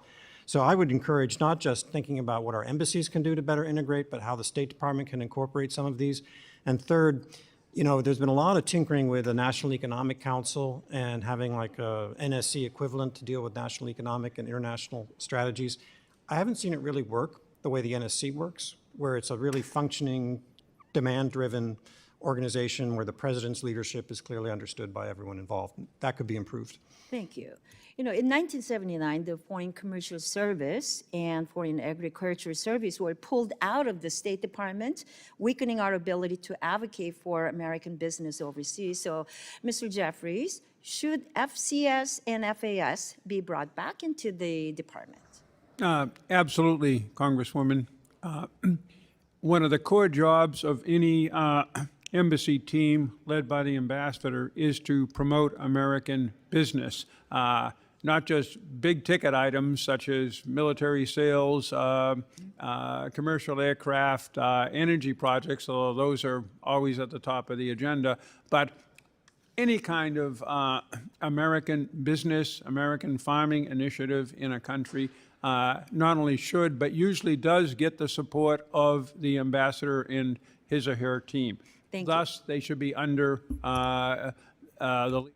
I appreciate that perspective. In 1999, I want to talk about the U.S. AGM. U.S. Information Agency was dissolved and its component parts pushed into the department and created Undersecretary for Public Diplomacy.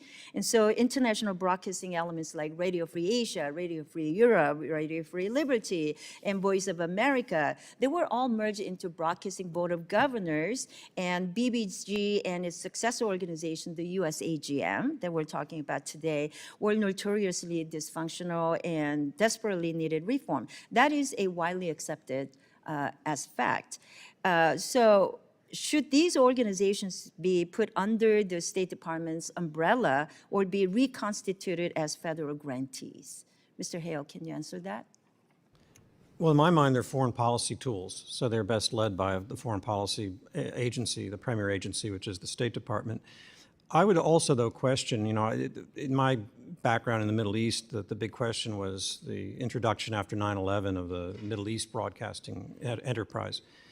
And I thought it was built on a false premise in that Radio Free Europe, Voice of America was fundamental during the Cold War in filling a vacuum because the Soviet Union wasn't allowing any other news sources to come in. We were able to do that. That's not the problem in the Middle East. There are news sources there. We can get an American official or American voices on any platform we want. It's a question of content. So I wouldn't be spending money on building platforms to try to compete with Al Arabiya or Al Jazeera. I would be thinking about how we can use our talent to make our case on those and other platforms. So talking about content, very briefly, Chairman, if USAGM is not replaced with some new organization, are we ceding the information space to our adversaries because content-wise, we're not winning the information war? Oh, yeah, definitely. And I experienced this as Undersecretary and talking all around the world with our ambassadors about what they needed. And we had plenty of PD resources in the Middle East and South Asia. We didn't in Europe. And China was eating our lunch, so to speak. And so, yes, but content, not necessarily replicating platforms. Mm-hmm. Thank you. Thank you, Representative Kim. Representative Olszewski.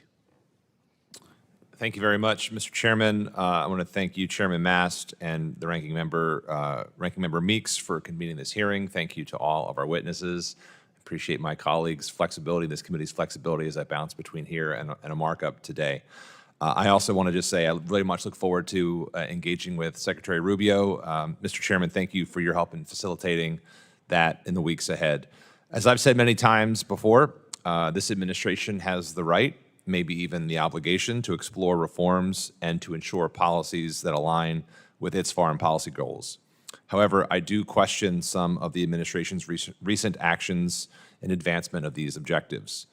I want to thank my friend and colleague, Representative Kim, for leading an amazing bipartisan trip to the East Pacific recently, where I had the opportunity to see firsthand how many of our allies are losing confidence in America's commitment as this administration guts critical foreign aid funding and diplomatic programs. Our partners are confused and they are concerned about why the U.S. is voluntarily ceding influence to the region, to China. Why can't we be stronger? We are being asked often, and we know that we can't be stronger if we're isolated. I will continue to beat the drum with my colleagues on the importance of showing up and standing with our allies. What also concerns me is a lack of clarity from the State Department on how it plans to administer development assistance.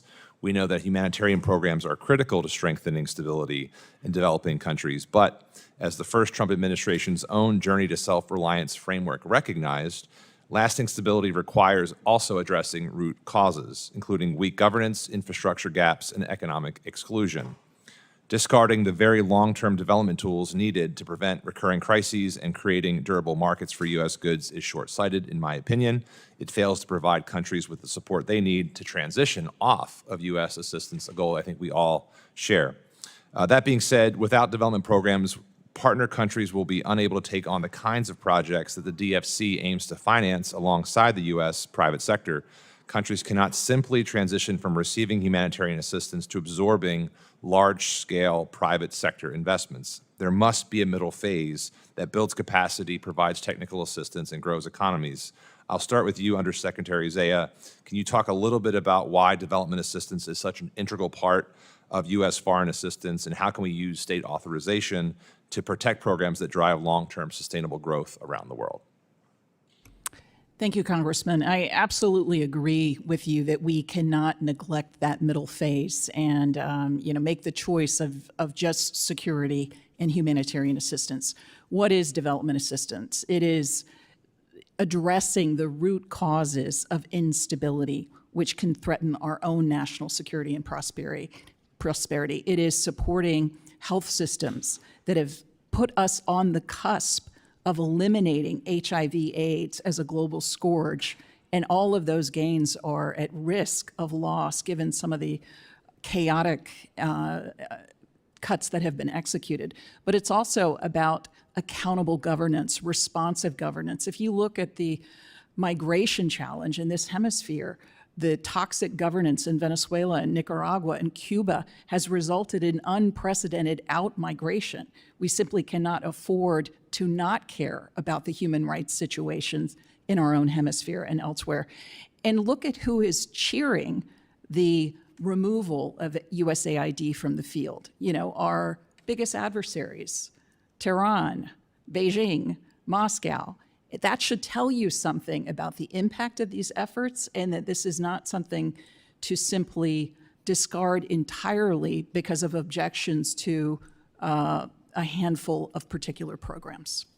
Thank you for that. And with my remaining time, a question for everyone about the human impacts of this reorganization. Reports are suggesting a 15% reduction in U.S.-based State Department personnel and the near total elimination of USAID. In about 20,000 jobs total, we're talking about real Americans, real impact, real work.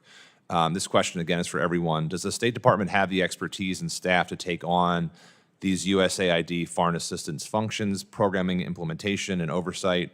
In what areas would the State Department need to staff up in order to handle that transition appropriately? And without adequate staff, will that impact the accountability in light of that first question?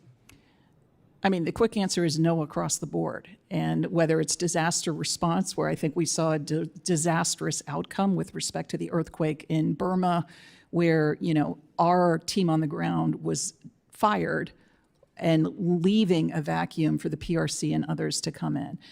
With respect to famine response, I mean, it's very important to recognize the decades of technical expertise and operational leadership, which is very different from a lot of the assistance managed out of Washington that teams in the PRM Bureau and PEPFAR have done a phenomenal job.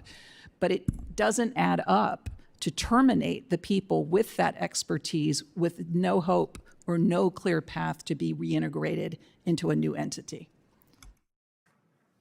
To my mind, the concept of integrating AID into the State Department, which, as was mentioned, goes all the way back, frankly. I was working for Madeleine Albright when she tried to do that in the mid-1990s. Isn't so much that you're going to find people who are current Foreign Service officers at the State Department who are suddenly going to be able to do U.S. aid workers' work. By the way, much of which is done by contractors, not by direct hire. It's that you need to do perhaps a better job than we've done to make sure that our foreign policies and aid policies are actually fully integrated, which overseas works reasonably well. In Washington, it doesn't work well at all. And you can cast blame to lots of different directions. I wouldn't blame people. I don't believe in demonizing anyone. I worked well with my aid colleagues and have tremendous respect for them. But that, to me, is what aid should be about. To answer your question, of course, as that happens, is an office director for a certain geographical part of the world going to automatically be able to be a manager for the aid programs as well? Of course not. We need to integrate these processes, not substitute them. Thank you very much. I yield, Mr. Chair. Representative Baird. Thank you, Mr. Chairman, and thank our witnesses for being here today. You know, agriculture is important to me and it's important to our country. And we make a contribution from agriculture to U.S. aid around the world, and had the opportunity to go to Florida or to Africa a couple of times. So I'm just setting the stage for my question here in a minute. Sometimes those commodities end up being in the hands of adversaries, used as, it's fungible, it's used as money instead of really ended up. So my point is this statistic from USAID is only 12.7% of that funding actually ends up in the hands of the people we intended it for. And so that's the question. So now when you look at international organizations, the State Department contributes more than $8 billion annually to international organizations. And if we cannot audit that or make sure that it's going to the appropriate recipients, then I'm concerned about it. So my question comes down to, going forward, what do you think, with all of your experience, the actions should be from Congress in order to allow the government to have oversight mechanisms that are appropriate to assess the relevant information to ensure compliance from these different NGOs? So I want to know what we can do to make sure that those commodities or whatever we're providing through USAID is really getting to the people who need it. Because I understand the concern about PRC, but I'm not sure that we're being effective as we should be with our USAID.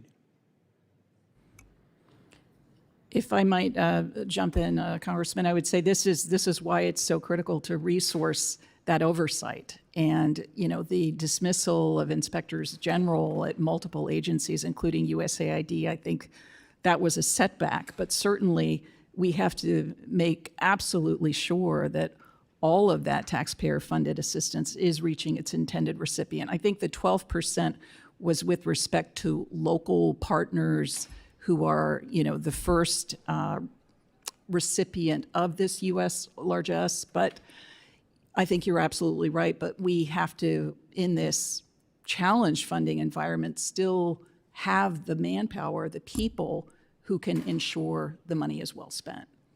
And I think individual agencies have layers of support for that, but the 15% cut across the board in the department, it's going to be a difficult choice, I think, on the domestic side, where those cuts are going to come out.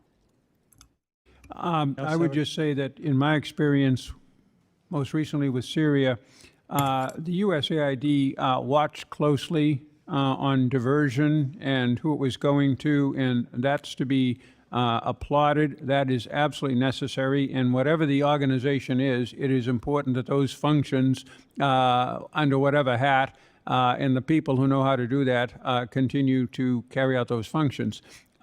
In terms of aid to international organizations, as the famous case of UNRWA in Gaza in particular, that's troubling. That's a special case, and it's something for Congress, and I think the State Department to take a closer look at. Well, sure, I agree. I think that it's, beholden on all of us to make sure that there's accountability and that the money's not wasted, goes to the recipients.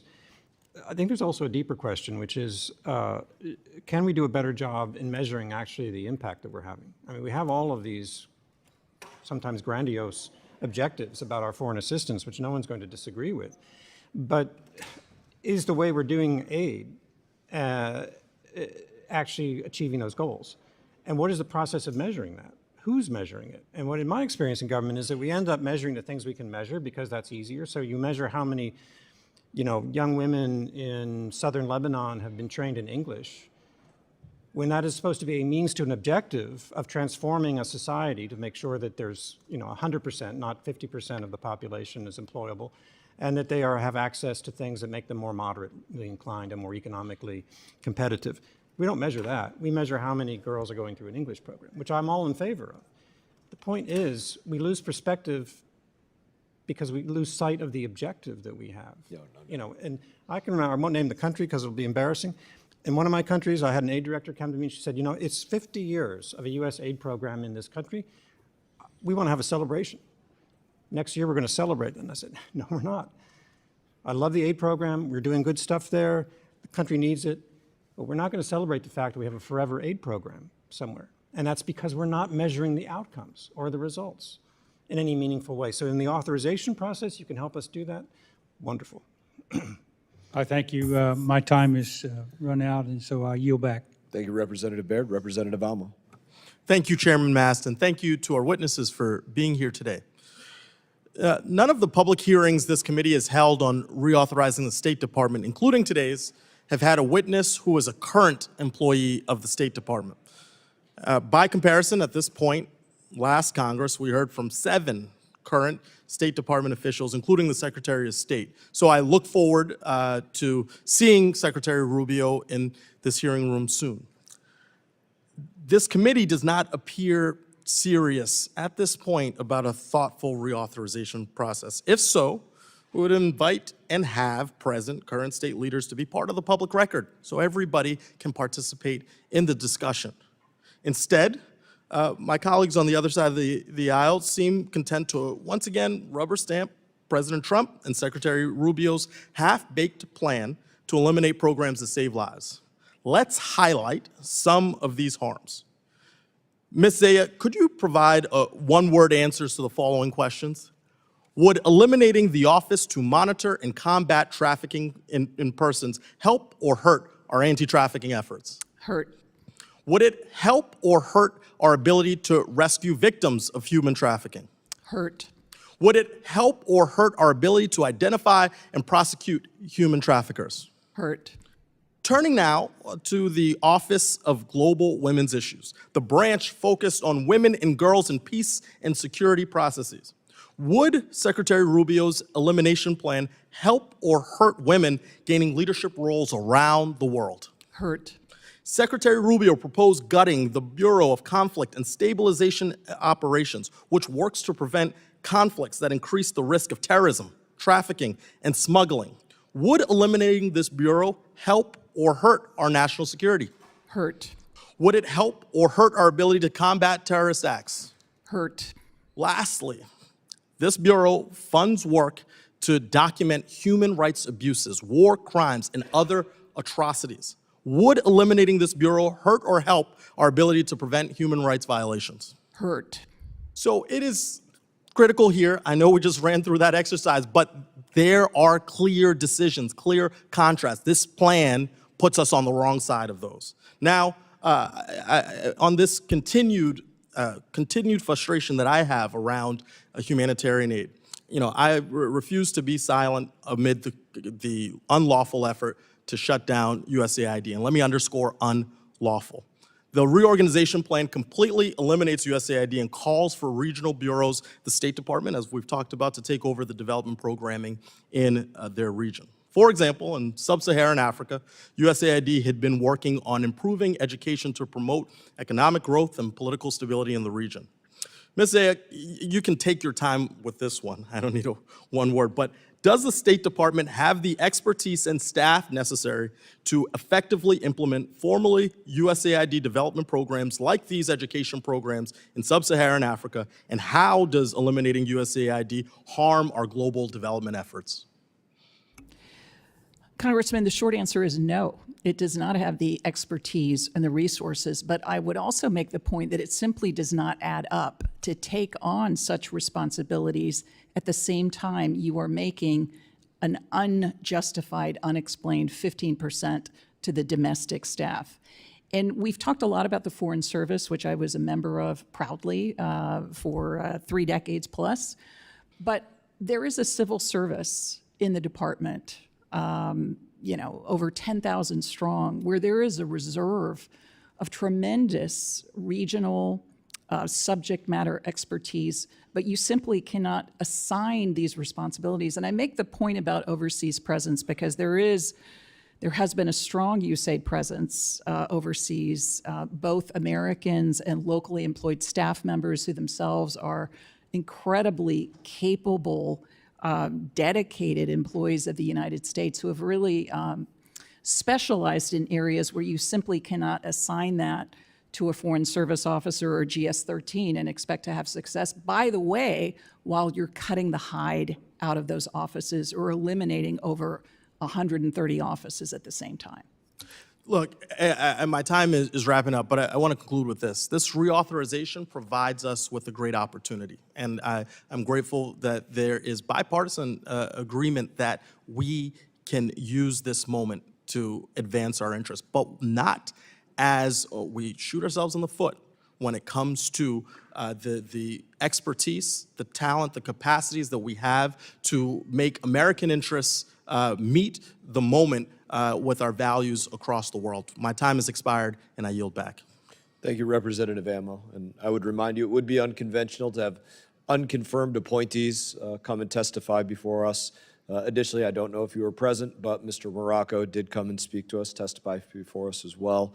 And Secretary Rubio is scheduled to come sometime later in May. I don't know the exact date right offhand. And I would just take the opportunity to thank Secretary Rubio for what is his commitment to the American people, which is to say very plainly that any dollar that goes out the door, whether to an American, a foreign company, a foreign NGO, a foreign nonprofit, a foreign adversary, a foreign enemy, or anybody else, will meet the justification that it's better spent going abroad than staying in the pocket of an American. That is his standard, that he should be able to look somebody in the eye and say, the dollar that came out of your pocket is better spent going to the Taliban or to some other continent or some non-government organization or somewhere else than staying in your pocket. That is the barrier, the threshold that he wishes to meet, and I applaud him on that. And I recognize Representative McCormick. Thank you, Mr. Chairman, and thank you to the witnesses for your testimony today. It's been 13 years since we last passed a State Department reauthorization. Since then, we've seen organizations go totally overboard in promoting radical ideologies worldwide in executing our disastrous withdrawal from Afghanistan, which I take very personally. President Trump and Secretary Rubio are reforging a State Department that champions American interests and responsibility of stewards taxpayers' dollars. Soon it will be our job to codify that, to make it permanent. I think when we talk about responsibilities and shifting responsibilities inside of our departments, Mr. Jeffrey, I wanted to ask you, there have been discussions about making the Department of Homeland Security responsible for overseas visa operations instead of the state.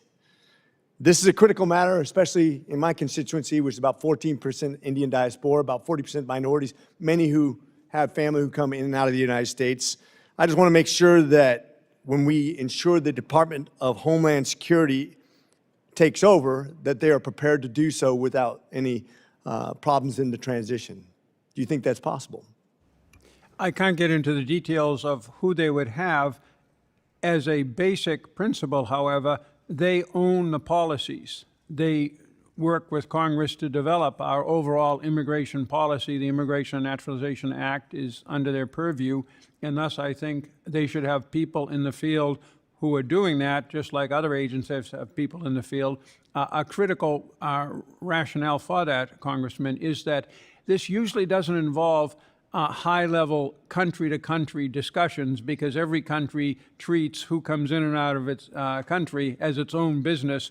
And, for example, you may be issuing visas in Ecuador. The Ecuadorian government isn't going to be calling you all of the time to protest what you're doing or not doing.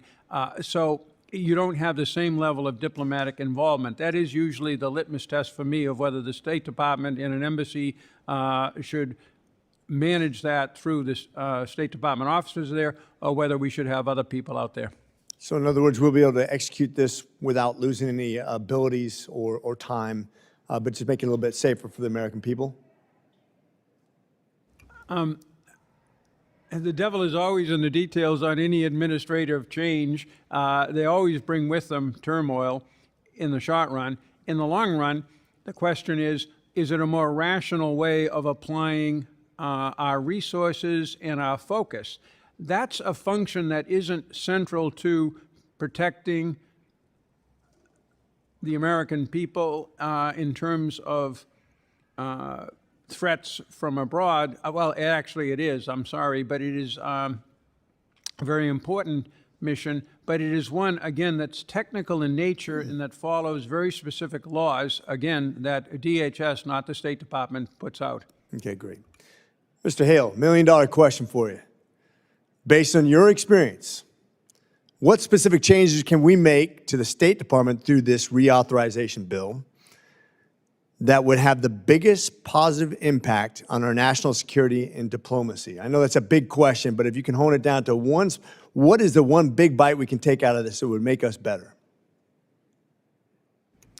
Insist that the Foreign Service actually goes back to basics.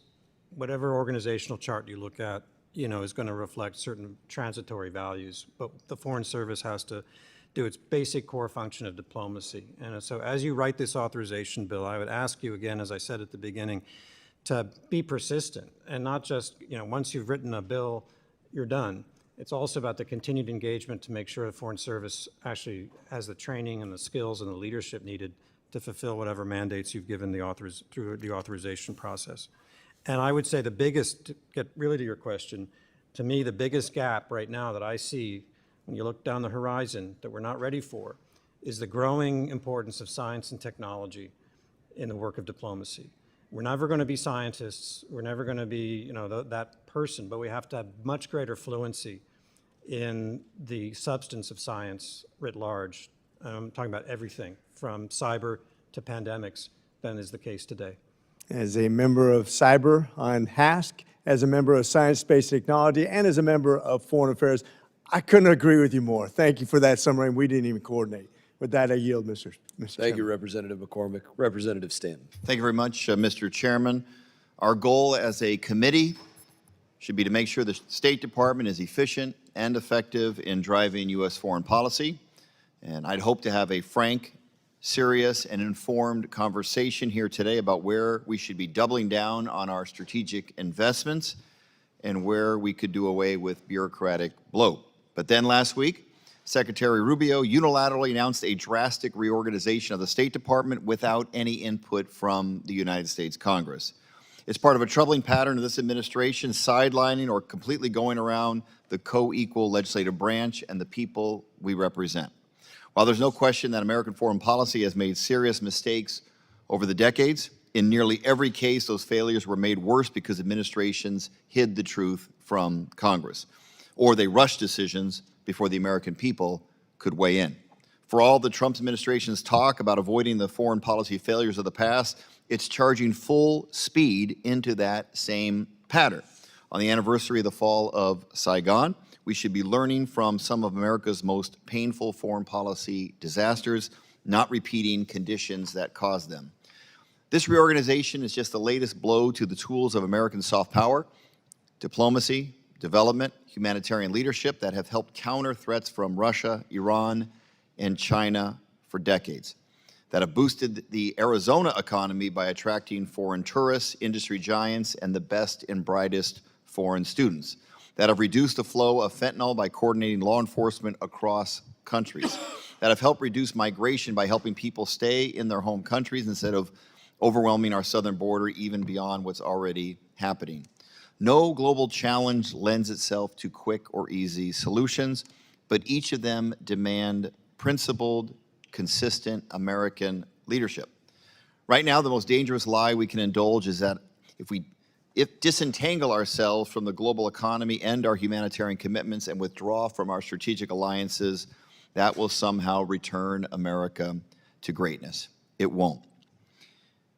America's interests are global, Arizona's interests are global, and our security and prosperity depend on the strength of our alliances. Ms. Zeya, why is engagement with Congress important, not just from a constitutional perspective, but from a practical one? Well, I think as one of my panelists mentioned earlier, it keeps the work of the State Department grounded with the will of the American people, but it also, that consultative process, what Secretary Blinken often called, being present at the takeoff, not just the landing with respect to policies, I think it produces better outcomes. And when you look at, U.S. humanitarian and human rights policy and the through line, the continuity, it's built upon one bipartisan initiative after the other, whether it's the U.S. Refugee Act of 1980 or the Global Magnitsky Act of 2016. And we've talked about the Trafficking Victims Protection Act, the International Religious Freedom Act. I seriously doubt that the Department of State, which I served proudly for most of my adult life, would have come up with those initiatives on its own without the leadership and the direction from the U.S. Congress. Follow-up question, do cuts of the kind proposed by Secretary Rubio signal an understanding of what is required to effectively compete with China, Russia, Iran, and other adversaries? I don't see that strategy in what has been presented so far.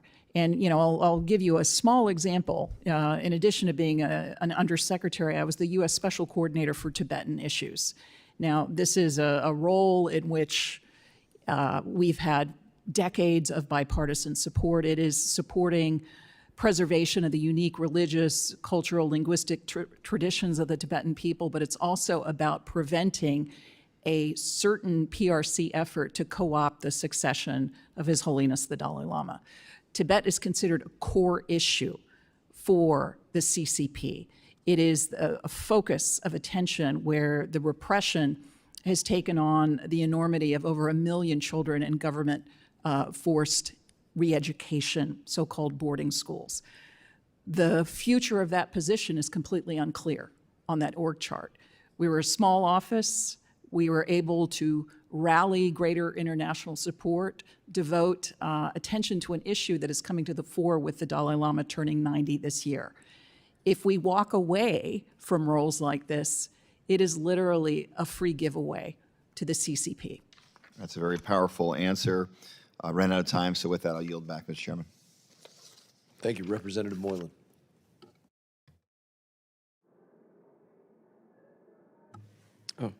Thank you, Mr. Chairman, and for holding this hearing today and for your efforts to reauthorize the State Department. Long overdue task, and despite Secretary Rubio's excellent leadership, the State Department is in desperate need of reauthorization. Between budgetary constraints and overlapping objectives, the department clearly needs Congress to undertake this belated process. Guam is at the forefront of many defense-related conversations, but it's important to recognize our role in other sectors of international relations. I want to commend the Guam Visitors Bureau and the Guam Economic Development Authority for serving as part of America's face in the Pacific. While these local agencies work tirelessly to promote positive international relations, I'm glad these committees seek to reauthorize the State Department because there are many areas of U.S. diplomacy to improve. One of the problems we must address is the reform of foreign assistance programs. This February, the committee explored options to enhance the role of U.S. assistance in USAID. The conclusion was obvious: cut the wasteful funds and keep the strategic, valuable parts. As we contend with China, reauthorizing the Office of Foreign Assistance, Global Partnership, and the Development Finance Corporation is imperative to enhance U.S. soft power. Similarly, the reauthorization will strengthen U.S. foreign policy from an economic perspective. During an East Asian and Pacific Subcommittee roundtable, it became evident that the State Department is undermanned in the economic sphere. Without a doubt, developing relationships with other countries through economic tools can make the U.S. presence in the region more visible and effective. This also fosters mutual beneficial relations while creating opportunities for the U.S. private sector, allowing Americans to feel the positive effects of our diplomatic efforts. Ambassador Hale, considering China's massive Belt and Road Initiative, how do you evaluate the current move by the administration to scale back these programs and the workforce? Based on your experience as a career ambassador, what would be the most effective framework to plan, implement, and access foreign assistance programs under the Secretary of State? Well, we definitely need to make sure that we have the resources and manpower needed in order to deal with the Chinese, our competitive relationship with China across the globe. No question about that. I would say, though, as I said earlier, that we also need to measure the impact not by the amount spent, but by the results that we have achieved, and then fine-tune whatever it is that we're doing. Our methodology is very different than the Chinese methodology, and to try to compete on the same terms that they do, they have a state-directed economy, so they can send whatever resources they want all around the world. No one's going to say no. The United States is a private sector economy, of course, so no one at the State Department can sit and tell Bechtel where to spend their money. We need to help them, enable them, make sure that there's a level playing field, that the Chinese aren't eating everything up. But that's a little bit different. And so I wouldn't necessarily say that dollar for dollar is the way to measure it. And we also have a, Parkinson's law, the bureaucratic principle that work expands the number of people you assign to do it, right? So what is it we want to do is the starting point, not how many people are we going to get to do it. And so I would argue, I'll give you an example out of my career. When I was director for Israeli-Palestinian affairs, we had a certain pretty big office. I went overseas. I came back 5 years later as the next rung up in the bureaucracy, Deputy Assistant Secretary. My enterprising successor had doubled the size of the office of the Israeli-Palestinian affairs in 5 years. The work hadn't changed. Our interests hadn't changed. Our programs hadn't changed. They were all busy people doing busy things. Did we need it? Who is there making the judgment? What are the results? And so I would ask us to always bear that in mind. Thank you. Ambassador Jeffrey, we just have a few seconds here. As I previously mentioned, an East Asia Pacific Subcommittee roundtable determined the economic offices at the Department of State have been undermanned based on your career at both State Department and National Security Council. Do you agree on this conclusion? What economics tools would you like to see fixed and reauthorized? In terms of the economic side of the State Department, I'm not so sure we have too few offices. I think that they need to be better integrated into what other parts of the U.S. government who have interests abroad, from the Department of Agriculture, USTR we talked about earlier, that's something that needs to be worked on more. That can be through training, that can be through assignments in other agencies, which we try to do, but it's very hard in the bureaucracy. Thank you, Ambassador. I'm sorry, we ran out of time. Pardon? We ran out of time. Okay. But I thank you for your comments. Thank you to the panel. Thank you, Mr. Chair. Thank you. Representative Jackson. Thank you, Chairman. Thank each one of you for your participation. To Zeya, I'd have a question regarding our critical health programs such as PEPFAR that has been demonstrably extremely successful, has saved millions of lives. This network has saved millions. It has provided a strong health system that protects Americans domestically and abroad by detecting and responding to health threats before they can spread as a core American value. But in recent months, we've seen concerning decisions that have undercut America's global strength and put people at risk, whether through staffing shortages, funding delays, or unclear directions amid the evolving State Department reorganization. I've gone to several countries most recently, and one of the pains that I have to hear is that there's food in the bins, there is HIV medicines, there's malaria vaccinations. We have employees that are stuck abroad. They cannot return home, American citizens, and they cannot distribute the food. Given this overwhelming success of these programs and their vital role in our global strategy, how do we ensure that the integrity, effectiveness, and bipartisan support are not only preserved but strengthened? Thank you, Congressman. I think you've explained well, what some of the chaotic impacts have been of the decisions we've seen since January. And I would just add on this point that these health programs are not a giveaway. This is all about the well-being and the security of Americans. If we learned anything from 2019, it is that pandemics know no borders, and the impact can be absolutely devastating from an economic and a personal perspective. So again, with PEPFAR on the cusp of, by 2030, eliminating HIV/AIDS as a global scourge, to pull the rug out from life-saving antiretroviral programs, but also, it's come up a few times today with respect to the inherent dignity of all human beings, including LGBTQI plus persons. The delivery of these life-saving programs to these communities is absolutely critical in our public health approach, but it isn't just HIV/AIDS. It's Mpox, it's malaria, it's Ebola, which I was part of an effort under the Obama administration that helped contain the spread of Ebola in West Africa through a multi-country US-led effort. So all I can say is that I hope they take a hard look at the impacts thus far. They consult with the partners whose own operations have been decimated by this lurching effort, but also with the communities that have benefited from this for years, and try to turn it around. Thank you. One other question I would have for you. DEIA and fellowship programs. I was startled to see a group of students in my office one morning that had their scholarships cut from their foreign service careers, and they were primarily African American and Hispanic students. Very specifically, at one point in my life, I served on a Fulbright program and a scholars program. And so it's just very clear that Black students have been cut out, eliminated from careers that have been introduced into foreign service.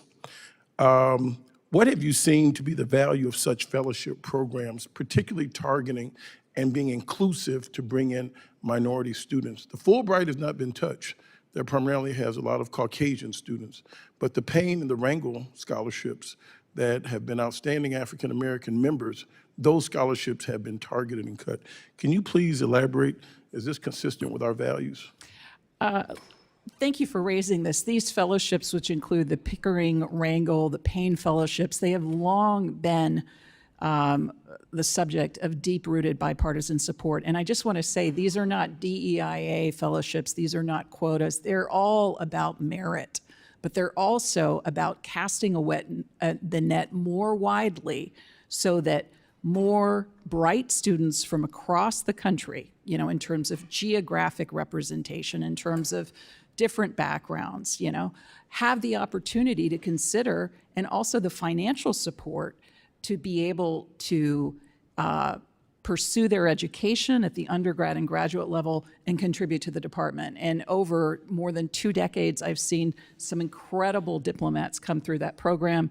I was frankly shocked by the cutoff and the impact not only on the students involved, but on our department, as this has, I think, been a proven magnet for great talent and excellent diplomats. Zeya, I thank you so much for your contribution, your continued support. And under the Students for Fair Admissions Act law that was adhered to by the United States Supreme Court, diversity, equity, and inclusion is legal in the United States Armed Services. Someone in the administration needs to read the law.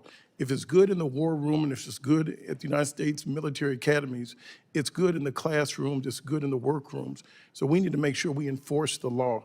There's nothing wrong about having diversity, e pluribus unum, out of many we're one. There's nothing wrong with having equality, the 14th Amendment. There's nothing wrong with having inclusivity and accessibility so people that have different abilities that may need a wheelchair ramp or other things can have access and have inclusion.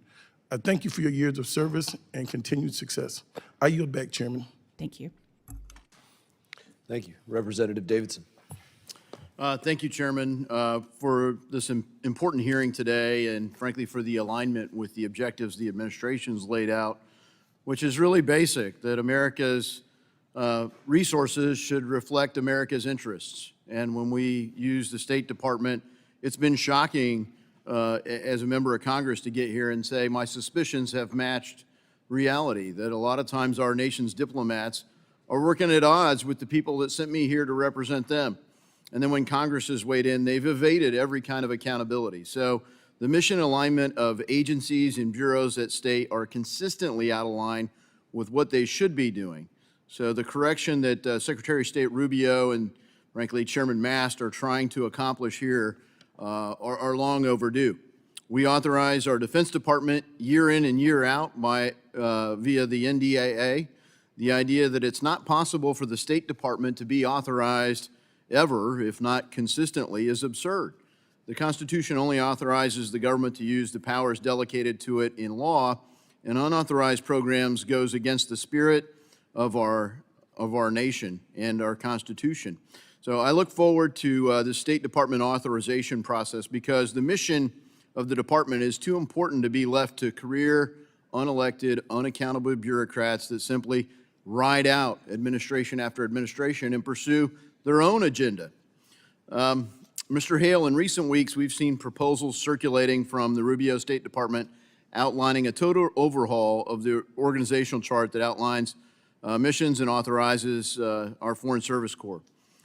One move that I applaud and I'm looking to codify in upcoming legislation is to move the Bureau of International Narcotics and Law Enforcement from the Democracy and Human Rights branch to the International Security branch of the State Department. It makes so much sense to me, and every year thousands of Americans, often tens of thousands of Americans every single year lose their lives to the fentanyl crisis. Foreign gang activity, transnational criminal organizations are killing American citizens, and countering this is part of the goal of INL.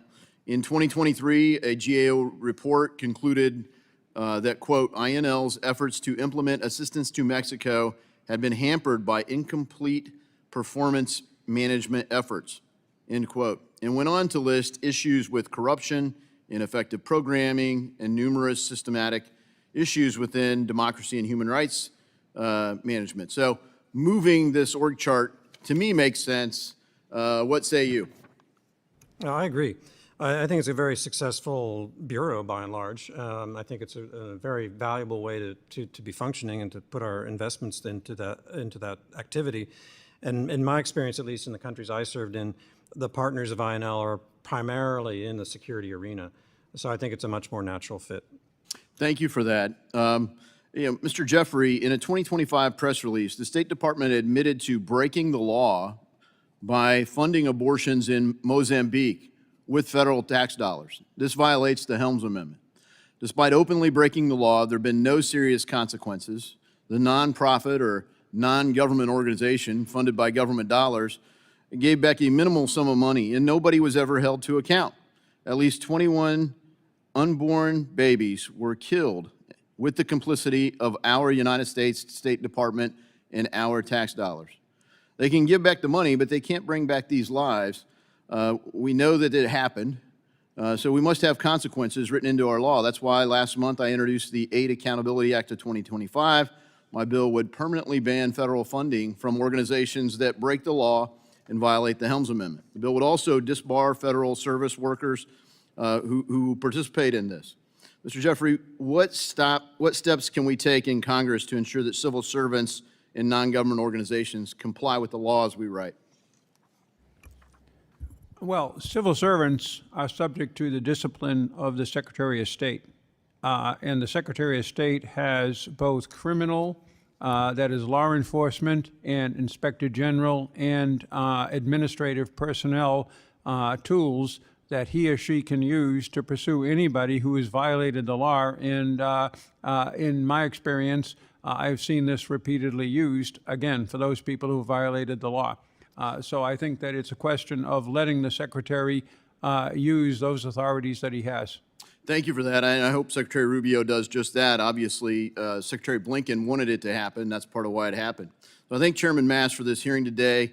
We authorize DOD every year. It's time we do it for the State Department and make sure that Americans' resources advance America's interests first and foremost. With that, I yield back. Thank you, Representative Davidson. Just to our witnesses, are you all good? You don't need we still have a number of representatives to ask questions. Are you all good? You don't need a restroom break or anything? Or? Good? Let me know if that changes. Happy to. Say it again, sir. Roll on. All right, very good. Don't hesitate to let me know if, I know we've been going on for a while here. So we're going to go to Representative Schneider. Thank you, Mr. Chairman. I want to thank the witnesses for your observations and sharing your insights today. And I also want to thank the many men and women serving our nation as diplomats, development workers, and in other critical duties around the world, oftentimes in harm's way, who have dedicated their careers advancing our national interests, protecting our national security. I want them to know that their service and contributions are both recognized and appreciated. I frequently say in this forum that American foreign policy is like a three-legged stool, resting on defense, diplomacy, and development. As former Secretary of Defense Jim Mattis famously said, the less we are investing in diplomacy and development, the more we will have to spend on bullets for defense. I believe that the fundamental mission that we are talking about for the Department of State in that effort to protect our nation is to promote U.S. interests around the world and to help advance our national security. Do you all agree with that, disagree with that view? Do I nod for agree?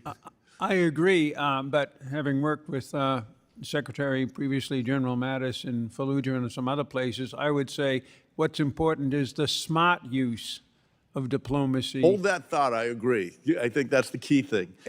Not the volume or the amount, Yes. but whether it's smart and it plugs into everything else. Thank you, Ambassador. And I'll say, and maybe I'm going out on a limb here, but I would argue there's broad agreement on this committee, both Democrats and Republicans, that the State Department needs smart reform, and that many of the changes we're talking about are long past due. But reform has to support our national interests and protect our national security. Reform done the wrong way or for the wrong reasons, done impulsively or haphazardly or out of spite and personal vendetta, is more likely to put our interests at risk and diminish our national security posture. So my question for the whole panel, does anyone think that what is currently happening at State, including mass firings of career professionals with years of experience and expertise, and ending the vast majority of programs formerly under USAID, is strengthening U.S. global leadership or making the United States safer? Ambassador? I think I'm not ready at this point to judge something that was already begun, but we haven't seen the end point. We don't know where Secretary Rubio will wind up on reductions of people, of money. He's going to come before this committee. I think you'll have an opportunity to press him on that question. But again, there's nothing wrong with cutting things. The Clinton administration eliminated almost half a million. I agree. It's the smart. I'm not focused on the smart. Right, Ambassador so Hale. I'm going to fall back on my, it's got to be smart excuse And to thoughtful and evade the strategic. question. Ambassador Hale. I strongly support reform and cutting. I think there's a lot that can be pruned back. I agree, obviously, I don't know who would disagree in this context anyway about it being done in an intelligent way and thoughtful way. I also share, though, there's a level of frustration, because we've all seen this over many decades, that when new teams come into a White House and want to change and reduce government, they get beaten back. They get swallowed by crises and bureaucratic resistance. So I don't share, I wouldn't go about it the way it's being done, but I understand a little bit the impulse to be dramatic. But I think that's why it's so important for this committee, with our authority under Article 1, to take the initiative. Ambassador? I agree. I do not see how what's happened so far is advancing our national interest. And I think how and what you cut is critical. Right. So in my last minute, let me ask some rapid fire questions. But would countries like China, Russia, Iran, and North Korea see the elimination or downgrade of the Bureau of Democracy, Human Rights, and Labor as a smart move to the advantage of the United States, or as a move benefiting their own national agendas? And just a yes or no answer. Absolutely the latter. Well, I don't see it being downgraded. Okay.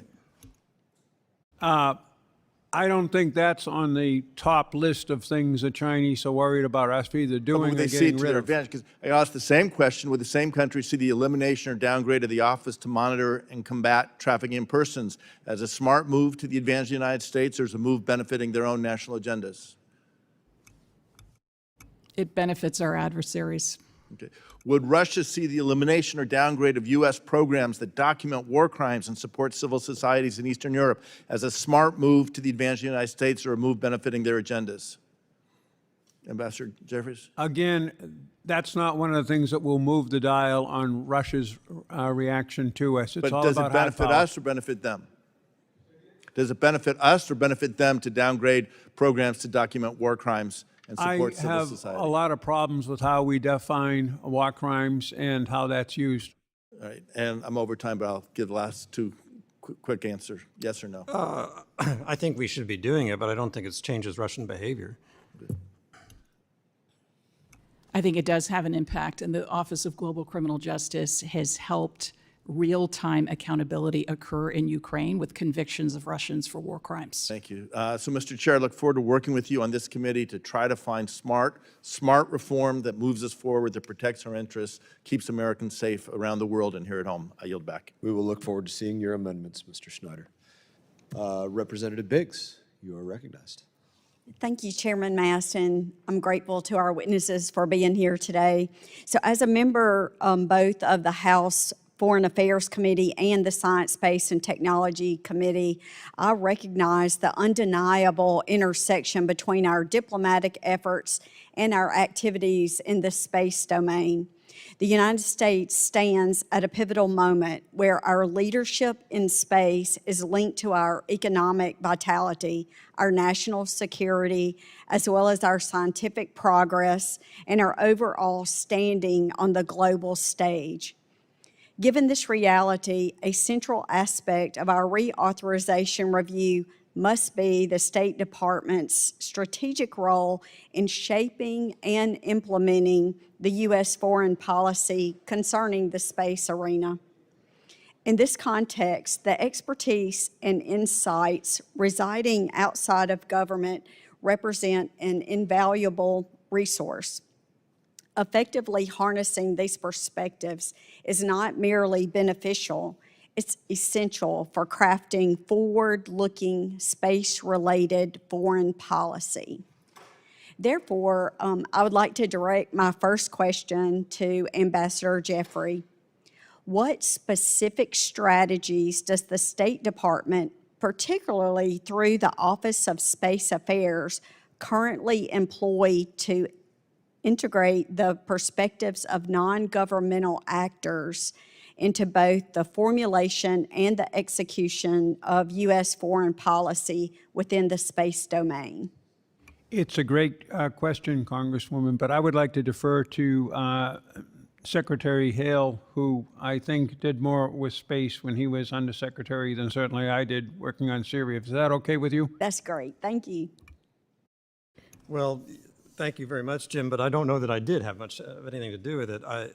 In my mind, it's one of those categories, though, of the emerging activities that backward-thinking, backward-looking organizational charts, authorization bills of the past, or the absence of them is an impediment to dealing with the new challenges. And so that's exactly why what we're talking about today is so valuable and so important, is to make sure we're actually resourced for the new threats. I don't know the answer to your question about how effective we are in integrating with NGOs. I would say it's, the State Department's never going to be the lead on space.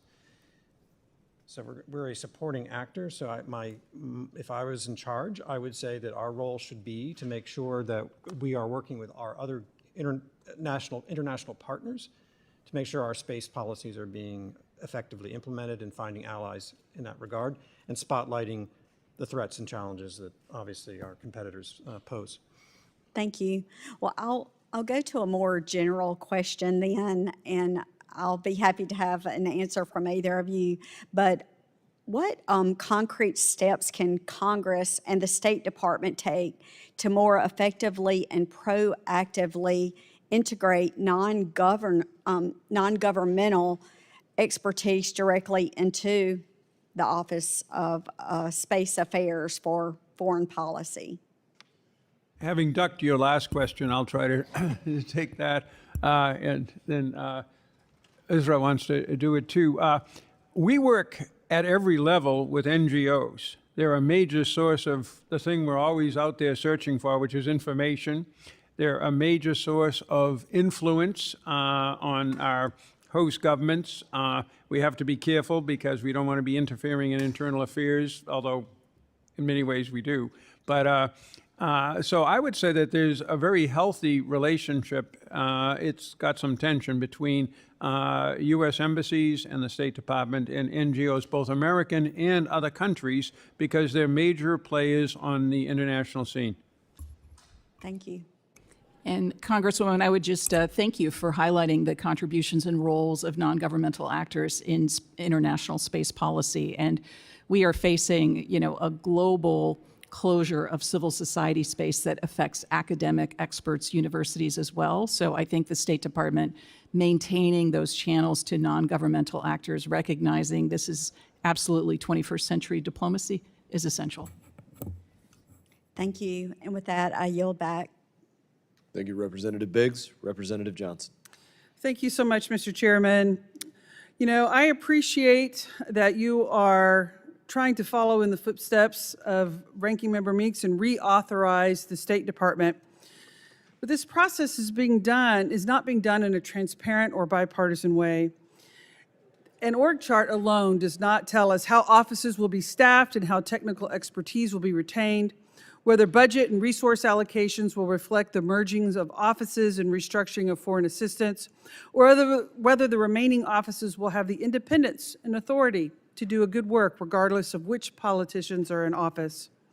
But Republicans have refused to hold even one hearing to date with Secretary Rubio to explain to the American people why they are dismantling vital agencies and programs. I understand from today that he hopefully will come to testify before this committee, and I hope, in fact, that actually happens. The administration has already slashed our interagency regardless of congressional authorization or input, and reportedly plans to downsize our global presence by closing dozens of embassies and consulates. This reorganization would have a dramatic U.S. national security implications, constitutes an unjustified seismic shift in the U.S. foreign policy enterprise, and includes many proposed measures that would be illegal and without congressional action. Let me be clear, what is being proposed by Republicans in this administration would make us less safe and risk American lives. The State Department, USAID, and its diplomatic corps have been the backbone of American foreign policy, advancing U.S. interests, strengthening alliances, and responding to global crisis. Democrats have never shied away from conversations about improving the existing system, but slashing their workforces, closing embassies, consulates, and missions, and dismantling key bureaus is reckless and cripples our inability to conduct diplomacy, counter China and Russia, and maintain our way of life. The administration must engage with Congress, including testifying before us to explain and defend these plans to restructure the country's premier diplomatic agencies. Otherwise, this is not a serious or thoughtful process, and Democrats will not rubber stamp half-baked, dangerous challenges. You know, I'm very concerned about just the lack of stability. I believe one of you testified in response to another member's question, just the ongoing nature of administration to administration to administration. And I'm very concerned about what that does to the role of U.S. stability in the world is how people view us as a partner. And are we less stable? Are we less reliable? Can they not? Are we subject to such broad changing whims? And it makes us, I think, an unreliable partner. And it's very concerning to me. And also, I think this process of reorganization is appropriate. It's something we should absolutely do in a thoughtful, reasoned manner. But what's happened is the administration has taken a wrecking ball to our foreign policy, and then we're supposed to come back and take a look at it in the review mirror. And that's not how the process is designed to work. The process should be, we should have people come in and testify regarding various programs and let us determine, have they fulfilled their mission? Did they never achieve the intended purpose? Have they exceeded their authority, or whatever the case may be? And then this committee should be able to go through and decide and give directives. These are the programs that Congress chooses to fund. Rather than that, the administration has just obliterated them all, expecting this committee to rubber stamp it in full. So my question to you is, what would be the practical impact of a nearly 50% cut to the department's budget request by the administration on the State Department's programming and personnel? I think we're close on time, so Dr. Zeya? I would just repeat the point I made earlier, Congresswoman. It doesn't add up. And, you know, a 15% domestic staffing cut combined with a 50% operational cut, it's very hard for me to imagine how, you know, this conversation has been about meeting 21st century challenges, streamlining decision-making, yes, absolutely, to be able to be more agile, more impactful for the American people. There's a lot of explaining to do how this could possibly happen with, it isn't even attenuated. That is an unprecedented cut and chop to U.S. diplomatic operations. And we're talking about things like oversight, which are absolutely essential. How do you do that all with far fewer salaries paid and operations in place when our adversaries are in maximum overdrive? Right. Thank you. I'm out of time. Thank you so much, and I yield back. Thank you, Representative Johnson. I know it was before your time. You're a new member here, but there has been extensive opportunity to debate the merits of programs, and unfortunately, we've had person after person from the previous administration come here, literally lie to Republicans and Democrats to our faces about the programs that they said they weren't doing, that they were doing. No, they don't exist. No, these slide decks don't exist. No, we weren't expanding atheism in Nepal or in other countries. And then we would get the phone calls after the hearing saying, sorry, we were wrong about that. We were, in fact, doing that. And, you know, sorry that we spent the last however long denying these things that we were doing it, but never apologizing. And never, you know, never saying this is something that we shouldn't have been doing. This is not true diplomacy. These are just the facts of what has taken place prior to your arrival here. And it's a lot of what brings us to where we are today, is the fact that there has not been oversight at the State Department, and there has not been a comprehensive State Department reauthorization, unfortunately, which is really allowed these programs to continue, whether it's atheism in Nepal or drag shows in Ecuador or transgender job fairs in Bangladesh, or you know, take your pick of the thousands of programs that unfortunately the State Department is wasting American dollars on. Representative Lawler, the floor is yours. Thank you, Mr. Chairman, and I want to thank you for holding this hearing today. And certainly as this committee gets about its important work, as chair of the Middle East and North Africa Subcommittee and with oversight over M-Branch, I certainly am committed to and focused on the importance of a State Department reauthorization. I think the fact is this has been a failure on the part of Congress for many years in both parties to actually reauthorize the work of the State Department to provide the level of oversight that is necessary. And sadly, prior administrations have refused to cooperate. We've had multiple hearings where we have asked administration officials for information. We had Samantha Power here, for instance, as head of USAID, and asked her numerous questions and no answers provided about expenditures and programs that USAID was conducting itself. So this hearing is immensely valuable, but obviously the work that we are undertaking is important. Right now, the Foreign Service Institute is not a degree-granting institution, unlike many of its service-related counterparts. What would be the benefits of accrediting FSI, and why has this not previously been pursued, and what challenges might, in fact, persist here? Leave it open to any of you to engage. I'll start with that. I never thought of that as and of course the military does do that with their programs, but they're very different programs. The Command and General Staff Schools, the law colleges, these are year-long programs. They're very academic. They're very focused on the core skills of the profession. The Foreign Service Institute, aside from its superb long-term language training, which is in a separate category, basically does short tradecraft courses. In fact, my main criticism with it is, other than the language training, most of it could be also offered to the Department of Transportation. It's all about processy, managerial, get along with each other stuff. There's almost no training in the diplomatic tradecraft. There's almost no diplomatic history, the other things. If you go to any military college or any military... Would you push to actually ensure that it engages in that? Yes, I was actually, did a 6-month course once when we had it briefly modeled on the military 40 years ago. We then got rid of it. If we took a look at how the military does it and those kinds of courses that build long-term expertise in our profession, certainly they should be accredited. I think the importance of language training for our diplomats who will be interfacing with their foreign counterparts daily cannot be understated. Foreign language training is one of the most crucial aspects of FSI's mission, as you mentioned. How thorough is the foreign language training at FSI, and what can they do better to better equip our foreign service officers? I think the language program there is excellent. I'm sure everything can use a little bit of reform and making sure it's up to date. But I think it's one of the best things FSI does.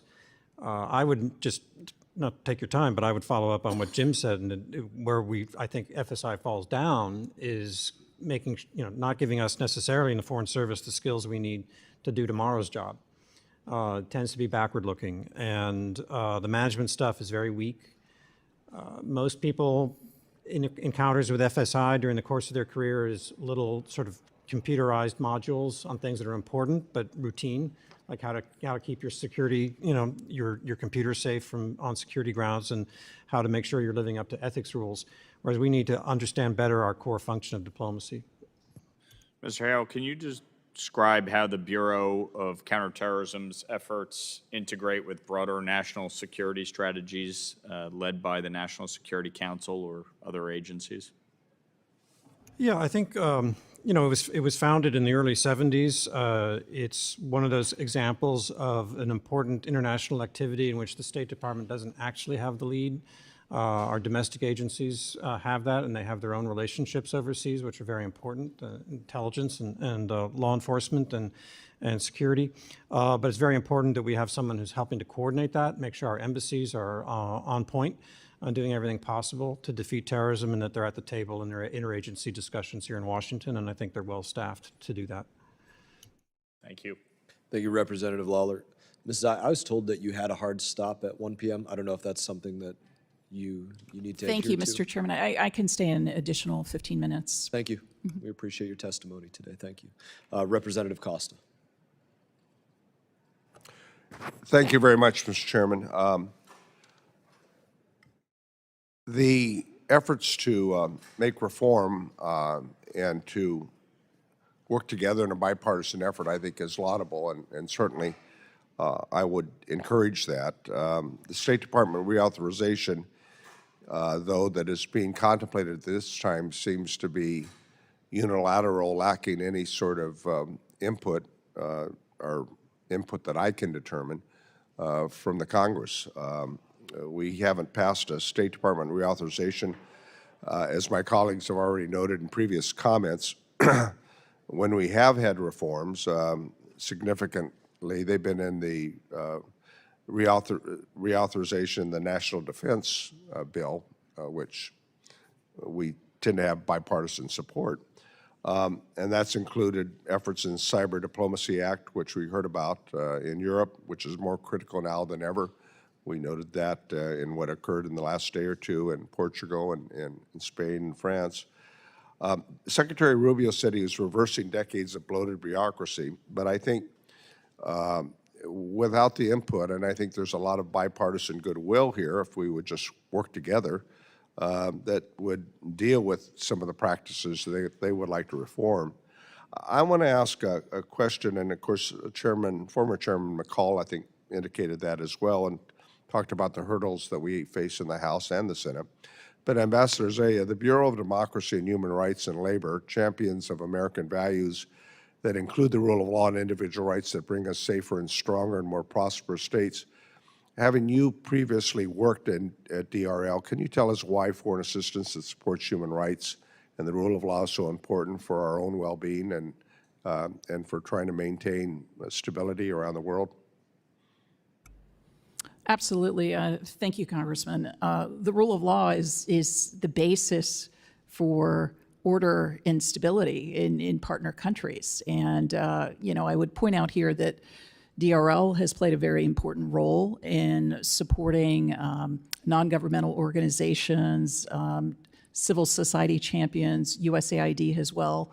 But we've talked a bit about the Bureau of International Narcotics and Law Enforcement. They have also played a very important role on the issue of access to justice, because in many societies, some of the vulnerabilities that violent extremists are able to exploit is the inability of government institutions to deliver justice, to deliver the rule of law. As President Reagan once said, if we're going to be that beacon of light on the shining hill, we need to stand up for human rights, as President Carter has also indicated during his presidency. Ambassador Jeffries, you led the United States in a diplomatic effort and engagement in Syria crisis, was talked about earlier this morning, and defeating ISIS. Why was humanitarian assistance such a key part of your diplomatic engagement, and what risks do we run in conflicted areas where the U.S. fails to deliver life-saving aid, in your view? It was absolutely essential. We continued aid with a secretary waiver because it involved, at the time, Hayat al-Sham, which is now led by the guy who's the president of Syria, because they were on the terrorist list. But nonetheless, it was so important. There were 3 million internally displaced people right along the Turkish border. If they had been pushed into Turkey and on into Europe, we would have had another crisis like we saw in Europe in 2015. The humanitarian assistance was absolutely essential to keeping them there. It was also essential to stabilizing the front militarily in that campaign. Likewise, the assistance we were providing to our Kurdish-led battle allies in the northeast of the country fighting the Islamic State, but also denying terrain to Assad, Iran, and Russia. So this was extremely useful, and it was very, very effectively carried out by USAID. Well, thank you. And the different tools in our diplomatic toolbox I think we can use, whether we refer to it as smart power or soft power. The fact of the matter is that, Mr. Chairman, I would urge you to try to join in a bipartisan effort to include that we don't abdicate our role in terms of our checks and balances in this effort to reorganize. Something that just bugs me right here recently is these cuts to a historical tool that we used called Voice in America and other efforts to reach out to parts of the world. For the life of me, I can't understand why eliminating that makes any sense. Any of you care to comment? I would just comment here, Congressman, we haven't talked about the role of Radio Free Asia, which reaches all of those tools. Hundreds of millions of listeners, particularly in closed societies like China and in multiple languages. And again, the abrupt cutoff of that information, which is penetrating societies where censorship, a government firewall controls all information, it is really an incalculable loss. Do you all agree? I agree in the case cited where the platform is the only means to get the alternative information and into those closed societies. I don't believe that that model works in areas such as the Middle East, where the problem isn't penetrating those countries today.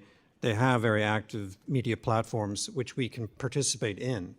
And so I think it's very cost effective to make sure that we are making sure that U.S. officials and American voices are heard on those programs. But we don't necessarily need to replicate the model used against authoritarian, totalitarian countries, actually.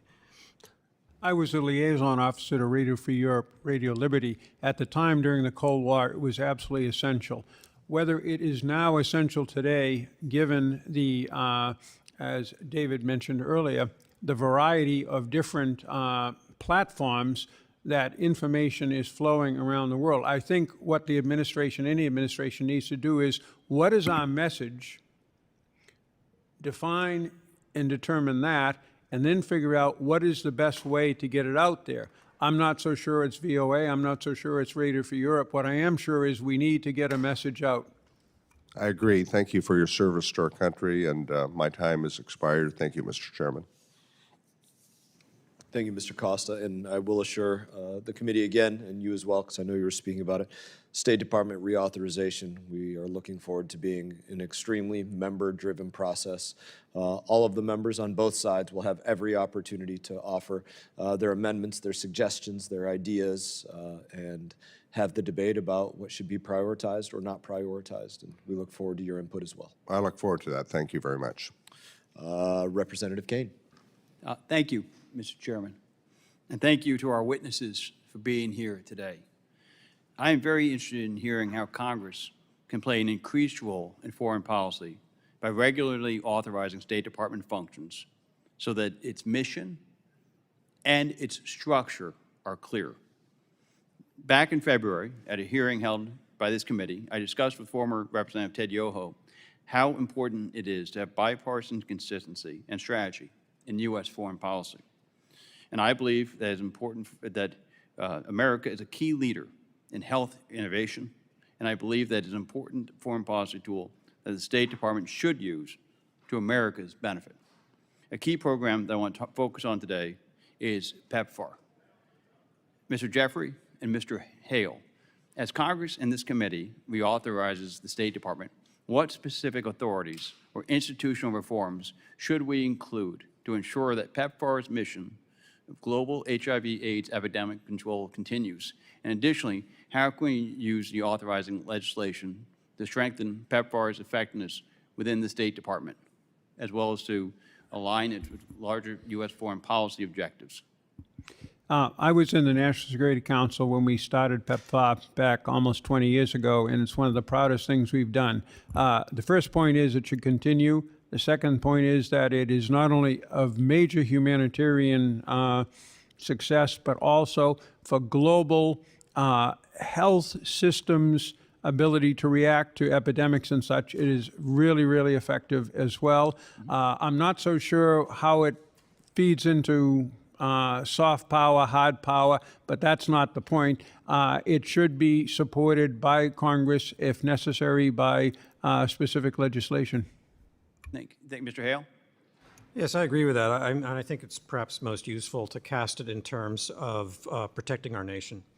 better to fight Ebola in Uganda than in Milwaukee. So following up on that, Mr. Hale, from your experience, how can we improve PEPFAR's effectiveness as its functions are consolidated? And what can Congress do to ensure that the department is able to manage PEPFAR's large operational footprint? Yeah, I'm not an expert on PEPFAR, so I can't give a detailed answer. I would want to make sure that as it's transitioned to the State Department, that the State Department is set up to manage it. And that may mean it doesn't look very different than what it looks like today. And Jim touched on a very important point about all this, which is, when I became undersecretary, I was surprised to see the amount of assistance going to African countries. And when you dig down into it, you see that for the most part, it's about building health infrastructures that do not exist. And without that, it's not just shots in the arm. You have to build a structure that's going to be durable to promote these health strategies. Okay. So given PEPFAR's track record as one of the most successful U.S. foreign aid projects, Mr. Hale and Mr. Jeffrey, what lessons from PEPFAR's operational model should Congress seek to preserve as foreign assistance programs are restructured within the State Department? It was set up in a quite focused, targeted, administratively lean way with very specific goals that were concrete and understandable, and a way to measure success, among other things, by the number of people whose lives were saved and people who did not succumb to HIV. So I think those are the guidelines. Again, totally aside from the humanitarian side of it, from the administrative side of it, I think it was a very effective program, and I hope that with all of this reorganization, we find a way to continue that program and at the same level of competence. I concur. Okay. And so given PEPFAR's role in strengthening diplomatic partnerships and stabilizing fragile states, Mr. Jeffrey and Mr. Hale, how should Congress seek to accomplish PEPFAR's mission while also streamlining State Department activities? Again, ensure, whatever verb we use, that the State Department doesn't neglect this as they move it around. But the one thing I would raise, not an objection to, but a question to, is we can't oversell these things. This program deserves to be continued for its humanitarian, and as Dave and I both mentioned, protecting of Americans from epidemics abroad. Whether it buys us all of that much support in these countries, whether it feeds into our larger foreign policy, I'm not so sure there's a lot of evidence to that. It doesn't matter. It's worthwhile in and of itself, but we shouldn't oversell a lot of these things as buying us a seat at the table that we otherwise wouldn't get. I think that's right. Thank you. I yield back. Thank you, Representative Kane. Ms. Zeya, did you want to take that chance to? Okay, very good. Representative Kamlager-Dove. Thank you. I want to thank the chair, and I want to thank our ranking member. I also want to thank our witnesses for being here today. I want to thank you, Ms. Zeya, for extending your time. Given how massive this state reorg proposal is, however, I would much rather be talking to Secretary Rubio. It is his proposal, and he should be here walking us through it. I do agree with the chair that authorizing the State Department is an important function of this committee and reflects the critical role of Congress in shaping our foreign policy, but it is supposed to be a collaborative process. Congress and the administration, input, not dictation. DOJ and MAGA extremists have hijacked a bipartisan set of foreign policy priorities to advance a fringe agenda that would never receive bipartisan support. A reorg that axes the value-based bureaus at the State Department is a capitulation to the MAGA culture warriors who view democracy and human rights and the rule of law as part of a woke liberal agenda, not as fundamental American values that distinguish us from our adversaries and make us a leader on the world stage. The arbitrary 15% personnel cuts throughout the department are further proof that Rubio's reorganization is a bending of the knee to Musk and Doge and has little to do with improving the department's efficiency or effectiveness. This slash and burn approach to our diplomatic toolbox reflected in this reorg will have real repercussions for Americans across the country. Red and blue districts nationwide are gearing up to host the upcoming FIFA World Cup and Summer Olympics. And these issues are passionate to me because they're going to be happening in my district as well. And the billions in projected economic impact will disappear if this administration cripples the State Department's ability to process spectators' visas by shuttering diplomatic missions abroad or cutting the department's budget by 50%. The question isn't going to be who will want to come here. The question will be who will be able to come here to attend as fans, as spectators, as participants, as athletes.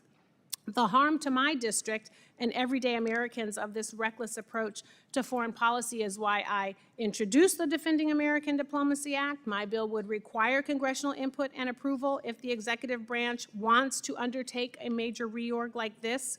And it shouldn't be partisan to say that Congress has the constitutional authority to exercise oversight and will do it to make changes like this to our foreign policy toolbox. It should be a no-brainer.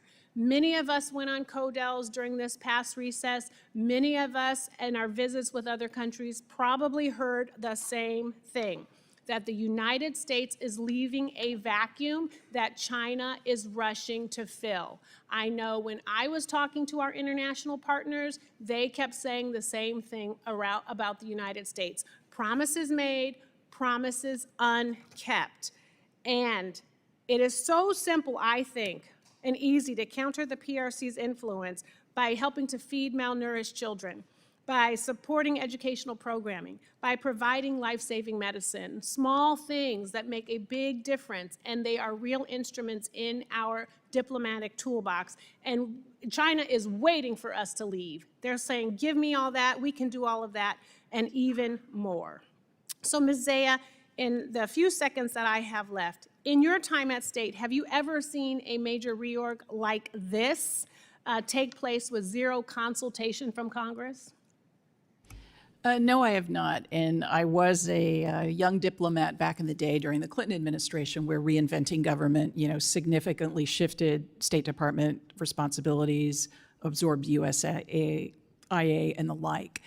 I appreciate your underscoring the areas where U.S. values and interests intersect. And I would just add a few more long-standing responsibilities of the department, such as supporting democratic reformers, supporting free and independent media, supporting free and fair elections, but also new areas, supporting rights-respecting technology. We touched a bit on the creation of the Bureau of Digital and Cyber Policy. People may not realize it's a very close partner of the Bureau of Democracy, Human Rights, and Labor, which has forged for over a decade policy leadership on internet freedom that directly counters Russian and Chinese efforts to create closed systems, remake the international order to their advantage. So the strategic value is not in conflict with our own values.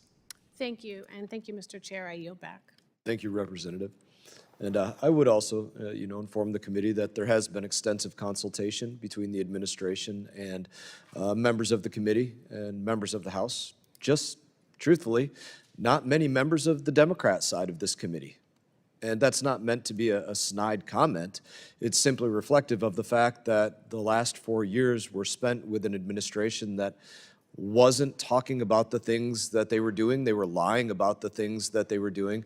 And even when this administration came in, they were looking to literally burn and shred proof of what they were doing at State Department and USAID. So I don't think it should be surprising to many that, yes, a large amount of the consultation that's going on is not going on with the people that were cutting the checks to do drag shows in Ecuador or transgender musicals or transgender plays or transgender operas or any of the other things. So it's not that there's not consultation going on, it's just that there's not consultation going on with those that were lying and denying these programs. I will now go to Representative Shreve.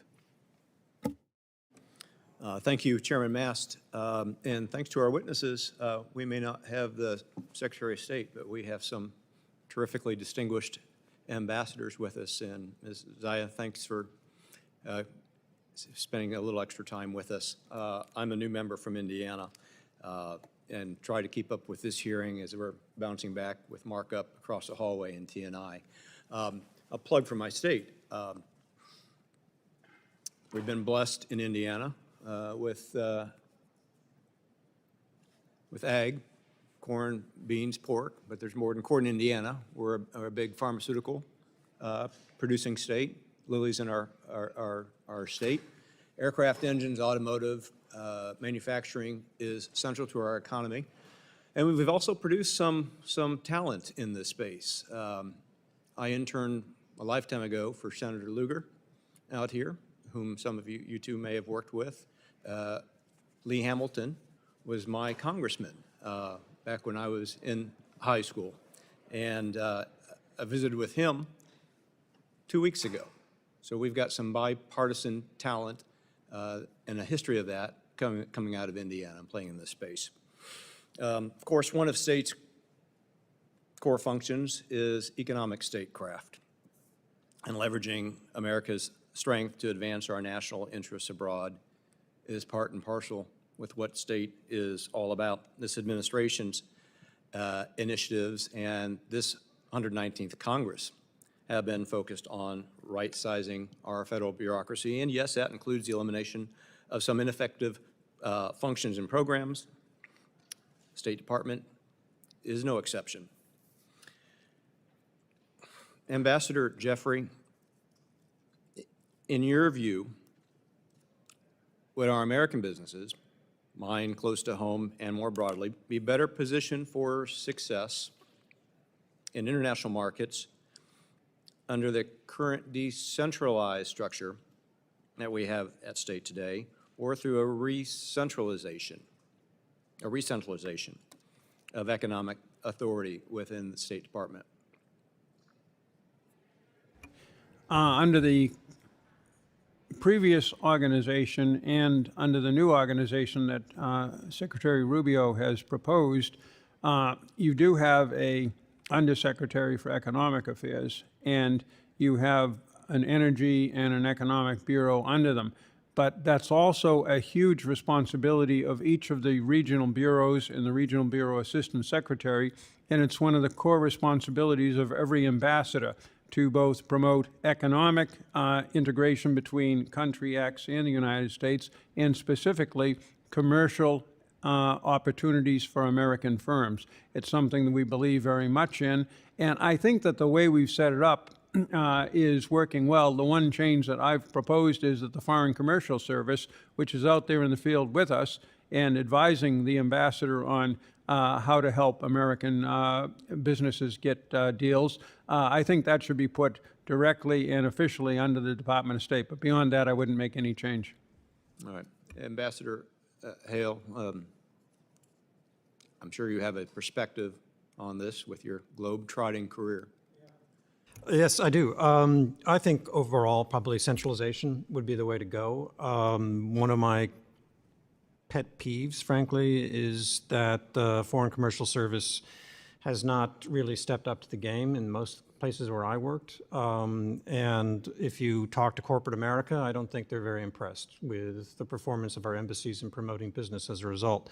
So if we can give our ambassadors greater resources in order to help American business overseas, I'm all for it, and I think that means talking to American business about identifying what it is that they need. The thing an ambassador can do is advocacy, but there's a lot of other work that needs to be done to help corporate America have an even playing field, basically, is one of the goals. The other thing I would make an observation on, because I don't think a lot of people pay attention to it, is that we have executive directors at the World Bank, the IMF, the regional banks, they're not very well integrated into our foreign policy team. They really value their independence, and I can understand to a degree why they don't want to be dictated to by a number of agencies. But the level of coordination is really absent beneath the seventh floor level at our State Department. And the seventh floor principals at the State Department don't have the time to give day-to-day guidance when a vote's coming up to the World Bank or what. So if we really want to deal with China and these problems, there needs to be better integration at that level as well. Integration. Ambassadors, thank you. My time's expired. Mr. Chairman, I yield back. Thank you, Representative Shreve. Representative McBride. Thank you, Mr. Chairman, and thank you, Chairman Mast, and of course, Ranking Member Meeks, for both of your leadership, and thank you, ambassadors, for staying with us and allowing us to get to our more junior members. The world is in upheaval, a fact that I believe every member of this committee can probably agree on. According to armed conflict location and event data, global conflict levels have nearly doubled in the last 5 years. The Council on Foreign Relations predicted that 2025 could be the most dangerous year yet in the 17 years they've conducted surveys on global conflicts to watch. That the current administration has chosen this moment to severely curtail our diplomatic and international development capacity is all the more baffling. More conflict globally makes the United States less secure. And an ever-shrinking U.S. presence globally creates an opportunity for China and Russia to fill that vacuum diplomatically, militarily, and economically. I'm committed to working with my colleagues across the aisle to pursue policies that will make Delawareans and all Americans safer, stronger, and more prosperous. And while we can always do better, and while I believe in reforms to modernize our approach, over the last 101 days, this administration has left us less secure and less respected. Throwing out the alliances, organizations, and investments that fostered one of the longest periods of peace between great powers in human history is a tragic self-own. I look forward to hearing from our witnesses about how we can empower the State Department and our diplomatic servants around the world to best advance the interests of American citizens. And I want to focus in on a case study that I think helps to inform some of these conversations. In 2020, the United Kingdom eliminated their Department for International Development, merging it into their Foreign and Commonwealth Office. An independent watchdog said that that depleted their capacity for international development. We recently have seen them transfer a large amount of their international development into their defense budgets. So, Ambassador Jeffrey, I'm curious your thoughts around lessons learned from the UK experience and how we can make sure that we're protecting international development as a critical tool for us diplomatically, and avoid what we've seen in the United Kingdom, where there has been a depletion with the merger of those two departments in their international development capacity.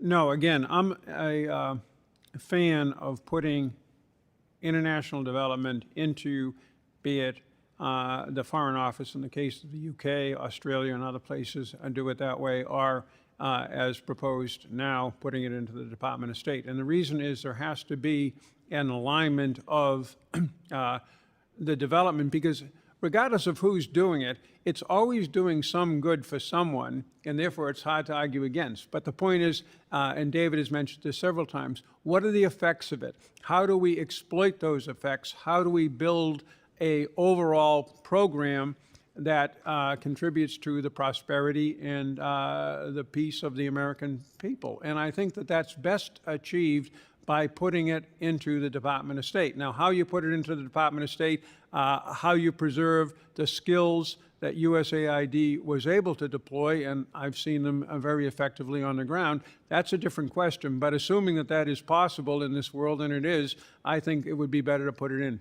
Yeah, I certainly think in a perfect world, in a vacuum, coordination is obviously something we should foster, and we should foster it organizationally with reforms. I'm just very concerned that we will see a replication of what's happened in the United Kingdom, where they have found that their international development capacity has diminished. I mean, coordination without actual investment is pointless. And we've seen in the United Kingdom them throwing the baby out with the bathwater.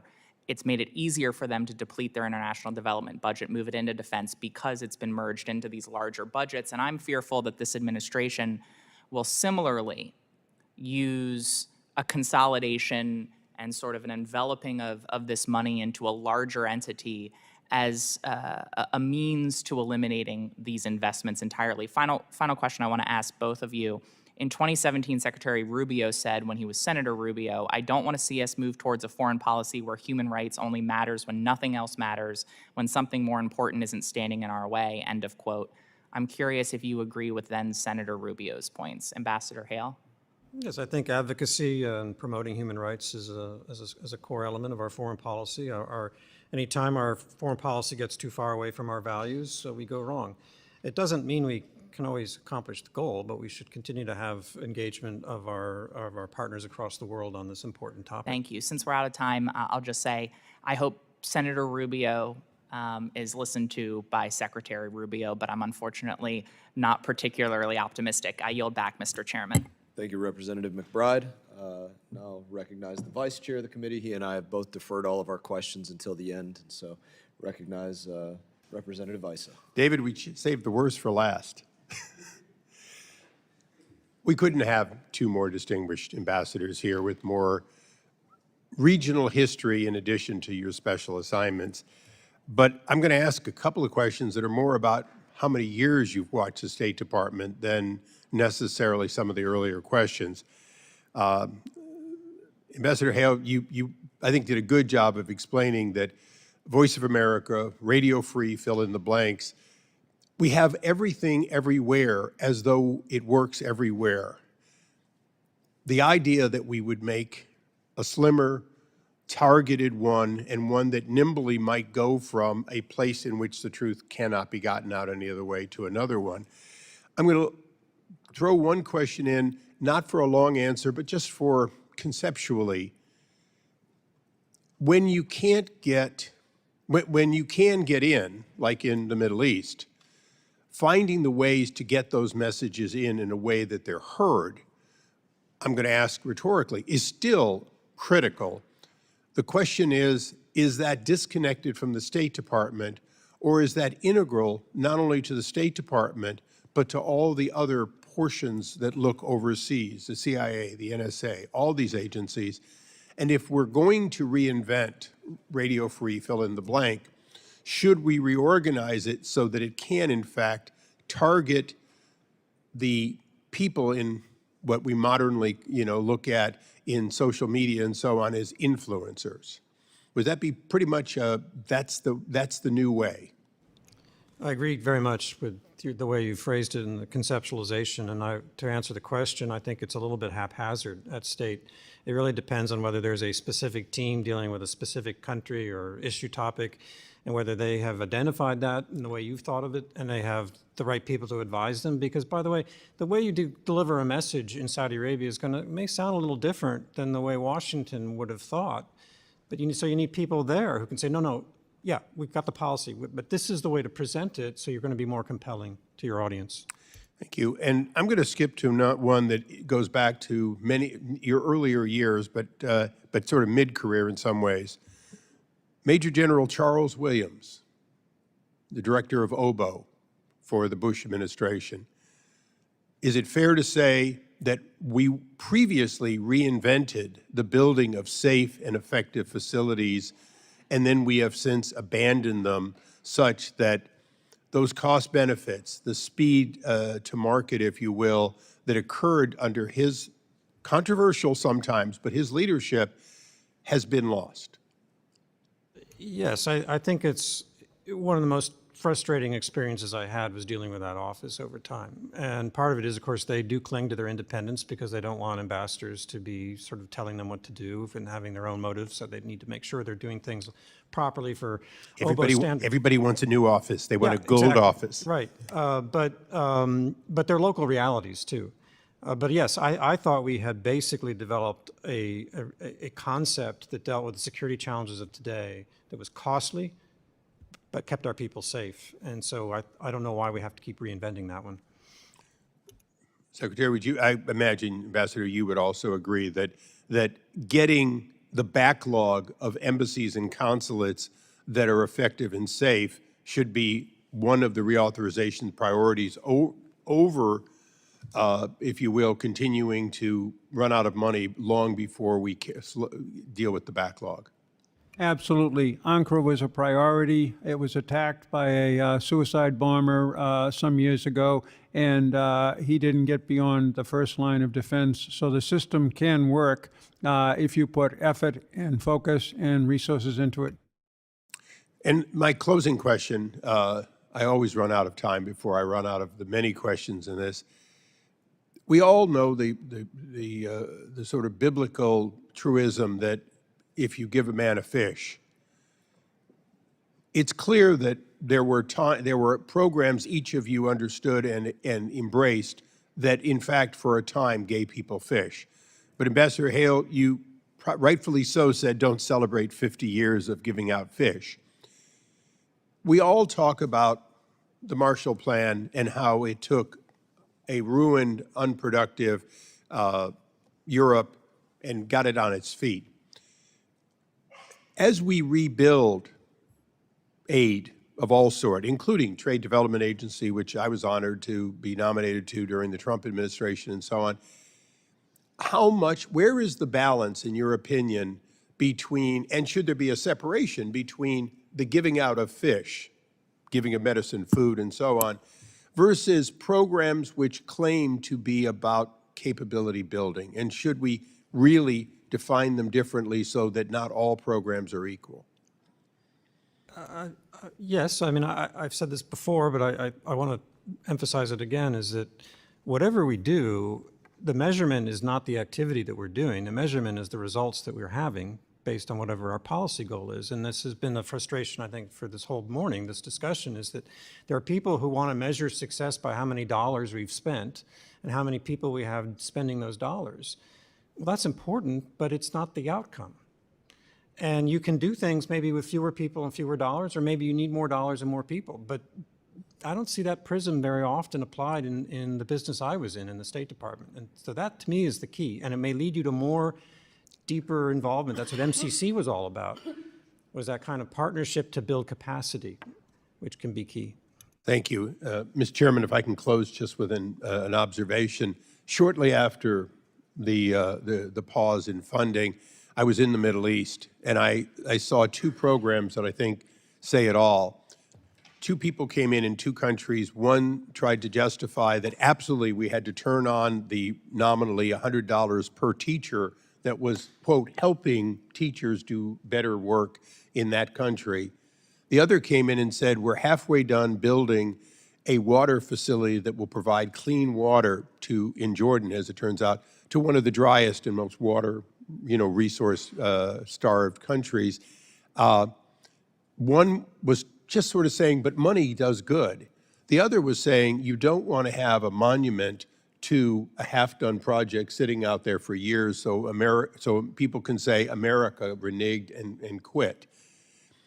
Hopefully, as we go through reauthorization, but also as we go through unpausing some programs with the Secretary, we will look at that question in that light of, was it nice to have, or is it essential that we see and be given credit for the good work in some cases we're doing that changes lives? So, Mr. Chairman, thanks for your indulgence, and I look forward to your closing remarks. Thank you, Vice Chairman Issa, and truthfully, your closing remarks lead very well into the nature of my questions.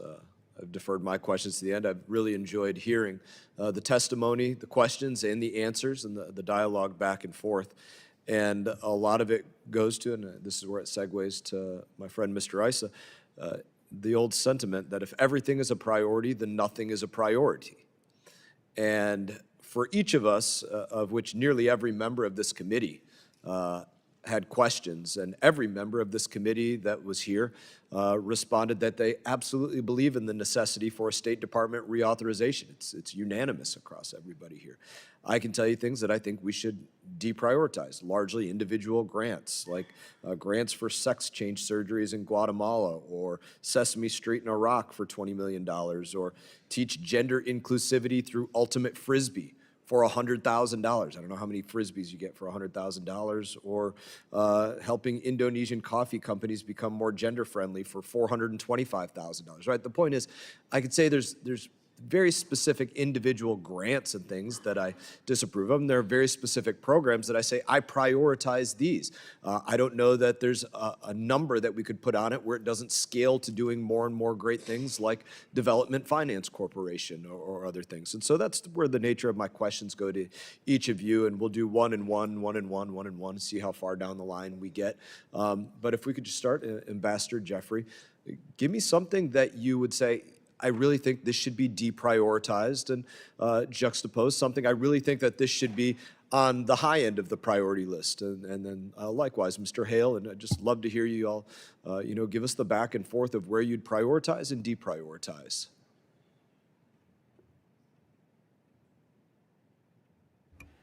Again, I will seek refuge in this Economist article because it is not only middle of the road, I would say it's more on the progressive side normally, but its findings are quite dramatic. And it gets to Congressman Ice's point, and that is, I both delivered fish, that was one reason for our success in Syria, the humanitarian programs, and I've been out there trying to teach people how to fish. That's very hard to do. That gets to David's point, what are the effects?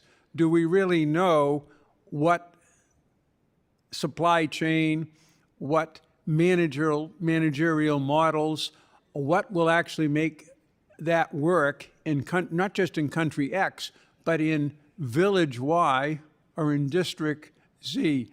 I've spent 9 years in Turkey and 9 years in Germany. I speak both languages well. I don't begin to really know how those societies tick as an outsider. It's very hard for us to do these kind of broad development, social, political assistance and claim that we're really seeing effects. There is where I would de-emphasize, and I would focus again on humanitarian assistance, giving people fish, keep them alive so that they can eventually figure it out for themselves, and security assistance.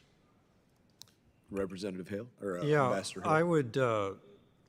I would say that you do have to tailor what we're doing to the specific theater that we're operating in. And so what you want to do in Mexico may be very different than what you want to do in Vietnam. But to me, where it's easiest to demonstrate the link between outcomes, inputs and outcomes, is things like the security sector, globally, law enforcement, same thing. Harder to make that link, but I know in my bones that it is extremely beneficial to America to invest in education, and particularly to expose as many people as we can through American educational tools, including universities that are overseas like AUB or AUC. And economic assistance that is linked to developing a robust private sector to the extent we can in a country if they're actually committed to doing it, because that's where we're value added. If you talk about competing with China, it's not how much money we spend. It's how do we make sure that these countries are able to compete on their own and not be penetrated by China. I would get rid of, to the greatest extent possible, the things that are, we basically building new governance structures for countries. We've tried and failed. So that whole world of democracy and state building, I think, is of limited utility. Thank you. And I think, some of what you said today, I've really enjoyed, again, the dialogue, the testimony, and I think a lot of it goes to, we are looking to build partners. We're not looking to build permanent dependencies. And that's something that we shouldn't celebrate. And it's something that we need to be reflective of, what is the duration that this dependency has been going on? And what has been, is the dependency decreased? Has the dependency only increased? And if we're not reflecting on those things in every Congress and allowing representatives to review these programs that are being undertaken by the executive branch and the State Department and evaluating their effectiveness, then not only, I think, are we setting ourselves up for failure in diplomacy, but we're also failing to be good stewards of the people that fund every single program, which is the taxpayer of the United States of America. Again, I'll thank you all for your testimony. I'm going to go to my closing remarks. And simply, I know we've had all of the members of this committee depart, but I have assured all of them numerous times that as we talk about State Department reauthorization, It's going to be a member-led process. Absolutely, we've been having many conversations with the administration to this point about direction and things that we've rooted out in oversight over the years and why things should change in this place or that place. And we're going to continue to have those dialogues with the administration right up until the point that this bill is written and beyond. And they're going to continue to work from their lane in doing what they can to make sure that they are good stewards and making sure that what we do in foreign policy is foreign policy that works to put America first, that it makes sense for Americans and makes us the partner of choice for these countries and not a pariah with these countries that we're undertaking diplomacy in, and assure these members, every member that there will be, portals and opportunity for every single one of them to input their amendments, their ideas, their thoughts, their, whatever it is that they want to add or detract from in this bill. And we look forward to making sure that we hear from each and every one of them and hopefully find that no members are silenced or precluded from offering the policies that they want to put forward, as sometimes takes place with minorities. They sometimes don't want to participate because then they had to say they were a part of the process, and I hope that's not the case of what takes place here. I do thank each of you for your valuable testimony, and I do thank again all the members for their questions. And members of the committee may have some additional questions for each of you witnesses, and we will ask that you respond to those questions in writing. Pursuant to committee rules, all members may have 5 days to submit statements, questions, and extraneous materials for the record and subject to length limitations. Without objection, the committee stands adjourned.